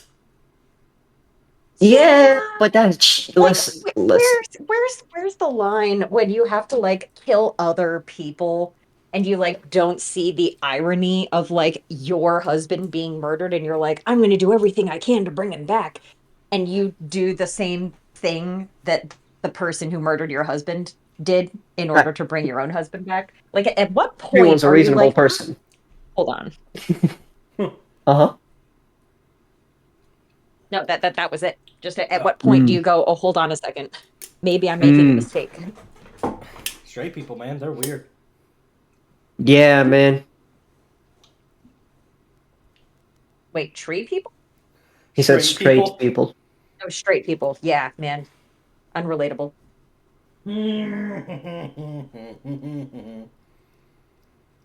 Oh man. Yeah. I felt bad twisting her into a sort of Dr. Frankenstein at first, but I'm like, nah. She went off the deep end after her hubby died. Yeah. Plus, I mean, I feel like it's a little bit understandable to go kind of crazy. I still think Oh, she yeah. went a little bit too far, but like, yep, she did. yeah. Yeah. And that's partially because of the thing she started looking up. Yeah. That doesn't seem great. Tristan, we may need to have an intervention. Also, I what find need it very do. I find it very funny also that Nerys is the only person in the group who doesn't know that Dristan's a revenant yet. Yup. He said it right next to you. No, he didn't. No, you said something revenant out of character, but Dristan never said the word revenant around Nerys, not since we met the expert. That's where we talked to that fucking demon, that candle demon. Jaska? Dristan No, did, you- yes. Candle demon? The one we met before the fucking haunted mansion you were using as a music part. What? Um, I legit don't remember who you're talking about. there was a demon that well, actually, fuck. When did we use the candle demon? Because I didn't use it in the boss fight like I planned.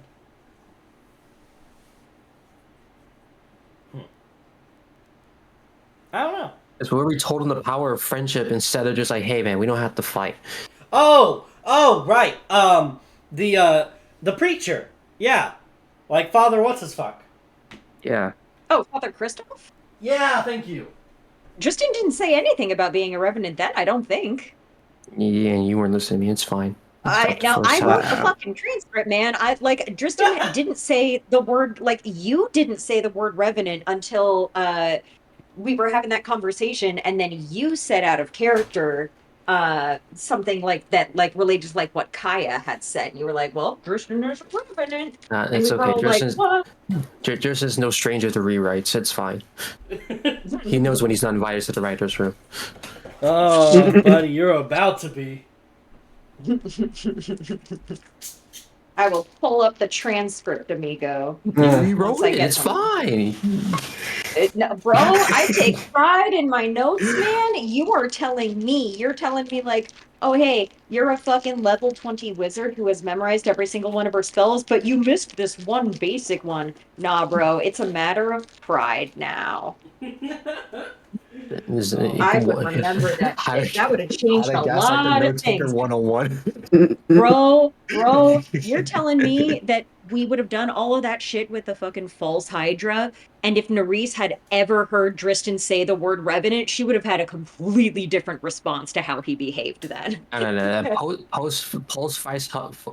Post false Hydra Jerson would not have said that. Yeah, you got riled up for that one. Well, that's what I'm saying though. Like the whole thing with the false Hydra. If she had heard him say that he was a revenant and then he started acting all fucking aggressive like he was, she would have reacted a completely different way. But I will bet you money, my friend, you ain't never Dristan has never said the word revenant in relation to himself around Nerys. But I will check the notes when I get home in 20 hours. Oh, fuck. 22 hours. It's going to be a while. Oh, I'm so excited for the groundwork that we've laid today. Yeah, man. Man. We're getting Like, some crazy shit. Kaya has a generational enemy? This beast Yeah, that that's just hunts her crazy. people? That, and by people, you mean the transgender people? Let me find out this thing has a fucking a blonde wig and orange face. That's exactly what I was going to say. Yeah. And you know, Madra, it's funny that you vetoed the actual beast, because that's how exactly I had pictured it. Was that like, this is a mindless beast that is just hunting you down with no mercy. Yeah, but it can't be a dog, bro. exactly. It wasn't the dog, it was more of like a mongrel. Yeah, but it's Listen, close man. to a dog. If it barked, I wouldn't think that would have been a weird thing. And if that's the case, then it's a dog. Okay. If I can see it bark, it's a dog. Oh man. Still. Oh, so good. When your mother changed forms and you're like, excuse me, that's my thing? Excuse me, I thought that I was unique and special, and now you're telling me that you also are a transgender? You're more trans than me? What the fuck? Man. Ugh. Fucking Kaya's mom being like, pronouns are they, them, daughter. Not because we're non-binary, but because we're literally two motherfuckers. It's called plurals.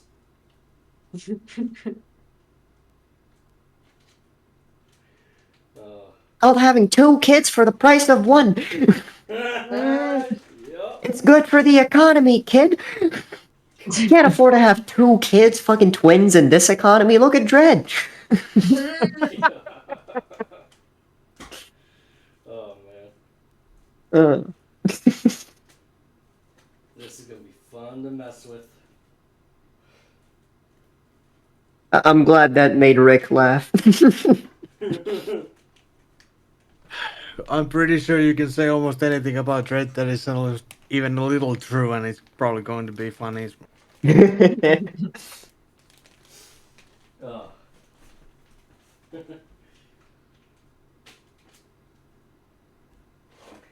Good session, everybody.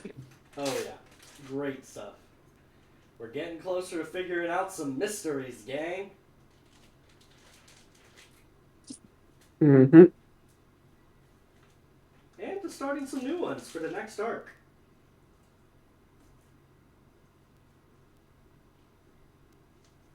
Dude, I hope that fake Marcelia goes straight up to heaven and is like, by the way, Eldath Tempyra, this elf is going to talk to you. Like, just heads up. Like, she said it casually, but I could tell that she meant it. So just be ready for that. Man, with what you learned tonight, I think your questions might have changed a little. Yep. You also got real lucky in that the all that like the memory with Taj and Hati happened first. And also that I am have not I've been awake for a very, very long time. And so I had to like pull up like my like several of my old notes because I was like, fuck, Nerys has so many questions about this. My medication wore off like 14 hours ago. I've been awake for 20 Jesus. something hours. Good Like Lord. I am not in touch. I was like, no, okay, hold on. The only functionally important question is this is what the mirror said. What's up with that? So you know, Yeah. normally you would have gotten like 85 questions, but you got lucky this time, punk. Yeah, we got to give the mirror a name. Melecta, the first demon. Yeah. I like that. Girl power. You It know? explains why she might have been able to influence Eldath. Hmm. I'm also remembering very casually, because again, my brain is not working, but casually remembering some of the things that you said about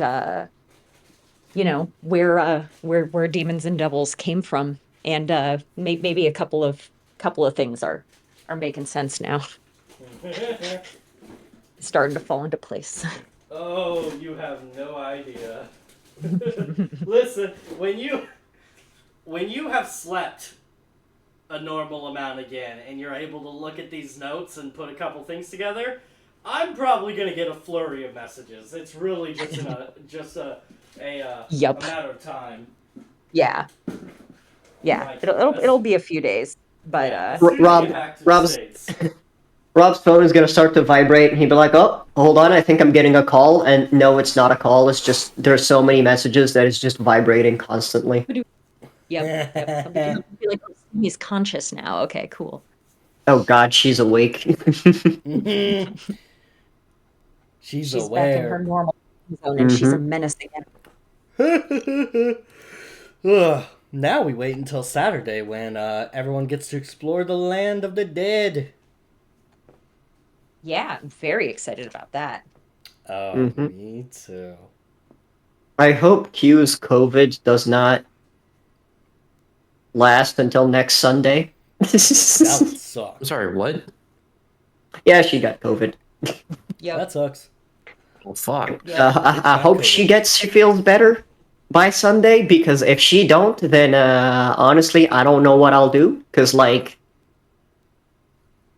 It's Currently, Smoke's it's all time. about smoke. Yeah, exactly. Yeah. See, it's holy shit. It is a theme. I think Key somewhat had a point the other day when he's like, every time you try to put someone's backstory in play, they miss session.